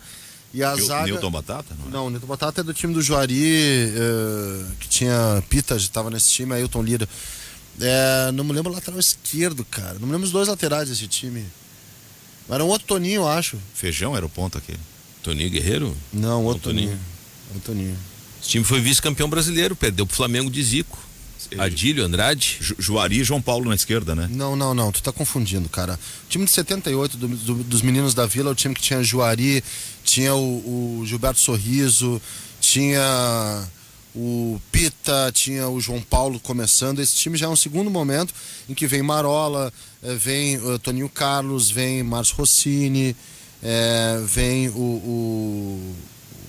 enfim, Dema é o volante. São dois times diferentes. Os meninos da Vila é o time de 78, campeão paulista. E Pepe o técnico. E esse time é o time de 83. Esse time do Santos fez a final com o Flamengo. Tem jogadores daquele time. No Maracanã, e o Flamengo foi campeão. O Flamengo é Raul, Leandro, Moser. Não, aí já é uma escalação um pouco mais diferente de 83. Figueiredo na zaga. Não, Figueiredo acho que não tá. Marola, Toninho Oliveira, Joãozinho, Toninho Carlos e Gilberto Sorriso. Perfeito. Toninho Silva, depois Serginho Dourado, Paulo Isidoro e Pita, Camargo depois Paulinho Batistoni, Serginho e João Paulo. Isso aí. João Paulo racha a cabeça, sai sangrando no jogo. Depois o João Paulo vai pro Flamengo. Serginho agride fotógrafo. Rapaz, o Serginho era um bandalho, né, cara? E eu adorava ver o Serginho chular pra jogar. No São Paulo, no Santos. Cara, uma vez ele entrou de fraque no gramado. Ele não era tão bandalho quanto o Bejoca. O Bejoca era bandido. O Serginho era bandalho. O Bejoca era bandido. E a gente sempre vê o juiz se lascando, e tinha um juiz que também era bandidão. Quem? Dulcídio Vanderlei Bosquilha. Qual a tua opinião sobre Dulcídio Vanderlei Bosquilha? Um adjetivo. Te liga que o neto dele escuta o programa, né? Obrigado pela audiência, mas sabe quem é o neto dele? O vô dele era durão na queda, era um policial. Bosquilha do Inter é neto do Dulcídio. O do Inter? É. Olha, se o guri for taura que nem o vô dele, sai da frente. Uma vez o cara entrou em campo para dar uma chegada nele, ele negaciou e o resumo do final do confronto é ele pisando no pescoço do cara. Num jogo na Bahia, Dulcídio Vanderlei. Ele era policial. Falando ele foi na casa do zagueiro da Ponte Preta. O cara xingou ele durante o jogo. E ele disse assim: eu vou te encontrar, vou te encontrar lá fora. E descobriu o endereço do Odirley e bateu. Não era o Odirley, o que substituiu o Oscar na Ponte Preta. Polozzi. Acho que era o Polozzi, que ele bateu na casa do Juninho, cara. Juninho Fonseca foi quem substituiu. E ele... Era Oscar, Polozzi, depois foi Juninho e Nenê Santana tava nesse time também. E o cara abriu a porta e se apavorou. Não, agora nós vamos nos entender aquela prosa de ontem e tal. Ele era galo. Dulcídio Vanderlei Bosquilha era mau peixe, como a gente dizia lá em São Luís Gonzaga. Desculpe, Ana, te interrompi. Não, capaz, só para trazer uma boa informação e boas notícias, porque já foi vacinado o primeiro colorado, então, no drive-thru, que está sendo realizado no estádio Beira-Rio. Então, Nelson Sila, de 85 anos, foi o primeiro vacinado e disse que é colorado desde que nasceu e ficou muito feliz em poder se vacinar, legal, se proteger no drive-thru. Então, mas é para todo mundo, né? Vamos... Não, eu sei que a propaganda... Não, eu entendi. Não, para todo mundo, vírgula. São para as pessoas a partir de 85 anos. Claro. Mas é só pra gente não granalizar esse veteranos negócio. Gremistas porque e colorados. Todo mundo, por favor, gente, vamos lá. Ficar mais perto da sua casa. Vamos ao Beira-Rio, independentemente da sua cor clubística. Tu viu como então, é bom, passando Ana? só o servição, né? Só o servição aqui pro pessoal. Nesta sexta-feira funciona entre o meio-dia, né? Já está funcionando 40 minutos aí, um pouquinho mais, até às 17. No sábado, das 8 às 17. Para idosos, então, a partir de 85 anos, que podem se vacinar na estrutura próxima ao Gigantinho. Então, pra gente trazer as informações, foi planejado para atender os idosos, instalado próximo ao Gigantinho, com entrada pela rua Nestor Ludwig, com acesso pela Avenida Padre Cacique. Então, né, a gente parabeniza, e também no Grêmio, daqui a pouquinho a gente traz as informações certinho, só tô buscando aqui os horários do Grêmio para também passar o serviço, porque o Grêmio se colocou, né, os clubes colocaram à disposição do prefeito da cidade para ajudar nessa questão de imunização. Tu viu como é bom, tu tá dando uma informação, vem o Geiso te dar uma borrifada. Nada disso. Mas pra ver como eu fui zen, como eu fui zen com a situação. É porque, sabe o que é? Se eu aprendi, né, eu também não vou ficar mais zen. Viu, Cristiano? Viu, Cristiano? Viu como é que é, Cristiano? Como é que a gente se comporta diante de uma borrifada? Eu quero dizer o seguinte, eu te admiro cada vez mais, parabéns pela tua Serenidade. Obrigada, porque eu vou dizer o seguinte, eu assim como o Serginho Chulapa, eu sou um bandalho maloqueiro. Não é. Olha, Mas a gente gosta de ti assim, Cris. Se tu fosse diferente, a gente não ia gostar tanto de ti, eu acho. Meu padrinho. Tem que avisar os torcedores de Grêmio, Internacional, e a vacina não torce para clube nenhum, ela não tem cor clubista, cara. Ela é a favor daquele que vai tomá-la. É porque daqui a pouco vai ter aquele senhor de 80 e poucos que nunca botou, porque é gremista, nunca colocou os pés no Beira. Eu não vou botar os meus pés. Tem nada a ver, tem nada. O Inter fez a referência com relação ao Colorado e tal, mas não tem nada a ver, gente, nada a ver. Leve o seu velhinho, a sua velhinha ao Beira-Rio para ser vacinado, para ser vacinada. É verdade, então... E vai com a camisa do Grêmio. Não tem problema nem vai. Não, e essa até foi uma colocação, né, dos próprios clubes, né, que isso não vai em nenhum momento, e já circulou, se for gremista, se for lá no... Não, tem nada a ver, vai receber a vacina, para imunização, e com certeza é um ponto onde as pessoas são acostumadas a ir, né, já tem o costume, seja colorado, gremista, a gente fala Grenal, um visita a casa do outro, e é isso mesmo, então basta, né, você ir lá, mostrar seu documento com foto, com tranquilidade, então tudo isso a gente incentiva, né, quem tem idade, hoje o vô do Kepler se vacinou, a gente comemorou, porque a gente fala assim, cada pessoa que se vacina é mais um passo dado rumo ao fim desse horror que nós ainda vivemos, né, da pandemia, das mortes. A gente fala assim, quanto mais rápido a gente conseguir imunizar todo mundo, mais rápido a gente vence esse vírus aí microscópico que, olha, deu muita dor de cabeça, deu muita incomodação, então participe, né, da campanha, leve quem precisa, né, se você, quem sabe, né, tem alguém na família, avise que pode já se vacinar também nesses locais, na Arena do Beira-Rio. Uma questão, nós não falamos sobre Grêmio, né? O Grêmio joga... Nós falamos uma hora só sobre o Grêmio lá, que tu inventou que o Roger lançou um monte de gente e a gente conseguiu eu te desmascarei. Sim, parabéns pela tua vitória, Cristiano Cearense. Debochado. É que tu não consegue enxergar as virtudes do Roger, não sei porquê, mas aí, tão claras. Mas esse é o problema. Eu falei e enalteci as virtudes do Roger, só que... tu deu um pau no cara, disse que ele não prestava pra nada, que tem pouco fôlego, que não tem perna, assim, larga. Não faça assim, não faça assim. Termina no meio do caminho, termina o gás, não sei o quê. Tu não. Ele fez uma revolução no Grêmio, Cristiano. Tu não. Tu é um cara que eu tenho na mais alta conta porque tu é um cara reto, correto. É meu advogado. Por isso é meu advogado. Em nenhum momento eu disse que o Roger não prestava. Que o trabalho não tem fôlego. Em nenhum momento eu disse que o Roger não prestava. Eu até peço aqui a ajuda dos companheiros. Vamos ver, agora eu quero o nível da isenção de... Eu disse que o Roger não prestava? Não disse. Então tá bom. Eu disse que... Eu disse que erros, alguns ele não lançou aqueles milionários jogadores que tu disse que ele lançou, e sim, ele mudou um padrão de jogo no Grêmio. Sim, o trabalho dele vai na metade, depois falta gás, e não foi só no Grêmio, foi em todos os clubes por onde ele passou. Tanto que no último clube ele levou para dar uma auxiliada nesse aspecto Paulo Paixão, preparador físico. Sim, Roger é um bom técnico, torço por ele e que ele corrija esse problema de ser gestor. Inclusive, tu colocou aqui aquela informação de como ele saiu do Grêmio. Ele deve ter dado um lucro de no mínimo 300 milhões para o Grêmio, Cristiano.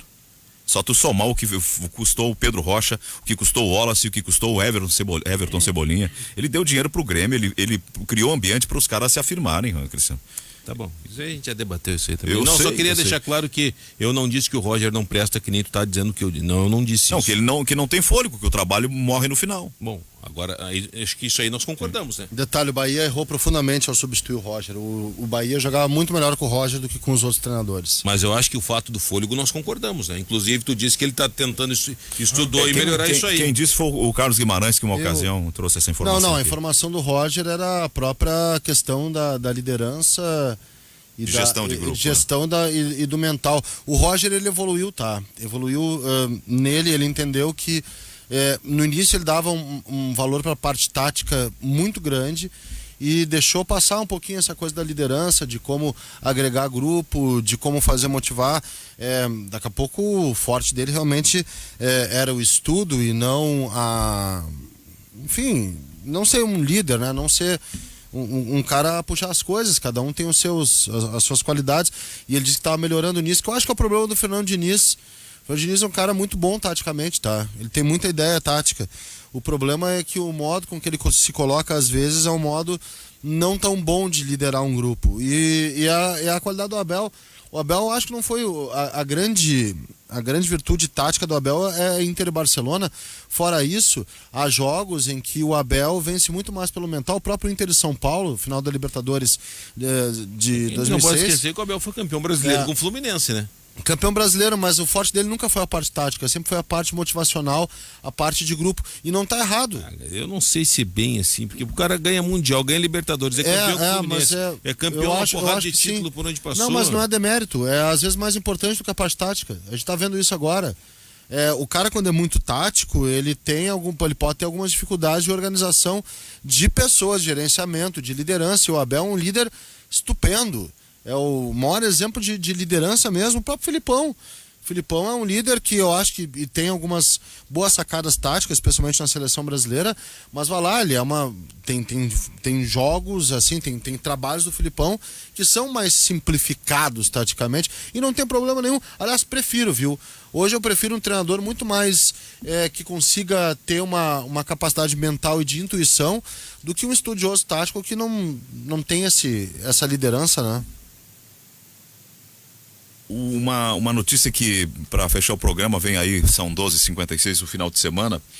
O Cristiano, até se eu exagerei nas palavras, tu me desculpa, é que eu tenho tanta convicção que eu acho que a minha ideia tá certa. Que é? Em relação ao trabalho do Roger e os efeitos do Roger. Não, cara, isso é debate. Isso é debate. O presidente do Comitê Olímpico da Olimpíada de Tóquio 2020, que não sai. Saiu. Ele acabou renunciando à condição. Ele é ex-primeiro-ministro japonês, Yoshiro Mori. Aspas para o que ele disse. Ele declarou que as mulheres falavam muito durante as reuniões de conselhos administrativos, o que para ele era irritante. Então ele foi considerado sexista pela comunidade japonesa, pela população japonesa, pela opinião pública de outros países, e pressionado ele acabou renunciando. E vai ser substituído por uma mulher. Mas eu estava dizendo, que tem de errado que as mulheres falem? Deixa falar. É que ele foi pejorativo, né? Fala, por isso que atrasa. Não, é que ele também disse que as mulheres na Comissão Olímpica sabiam ficar nos seus lugares. Então, entre aspas, né, se ele diz que as mulheres falam demais e que na comissão não devem falar de menos, então deixou assim uma situação bem constrangedora para toda a equipe, para toda, e assim, olha, que desorganização, a gente esperava de todos menos deles, né, os atuais organizadores dos Jogos Olímpicos, mas os testes eram errados, mas alguns dão certo, daí fica nessa incerteza que os próprios atletas, né, já começam a questionar na questão de segurança, como se preparar para os jogos, porque eles já vivem então essa situação mais de perto, e para eles está sendo bastante complicado. Fala bastante lá em casa e não tem problema nenhum e me salva de cada enrascada. Ela me diz assim, não faz assim, faz assado.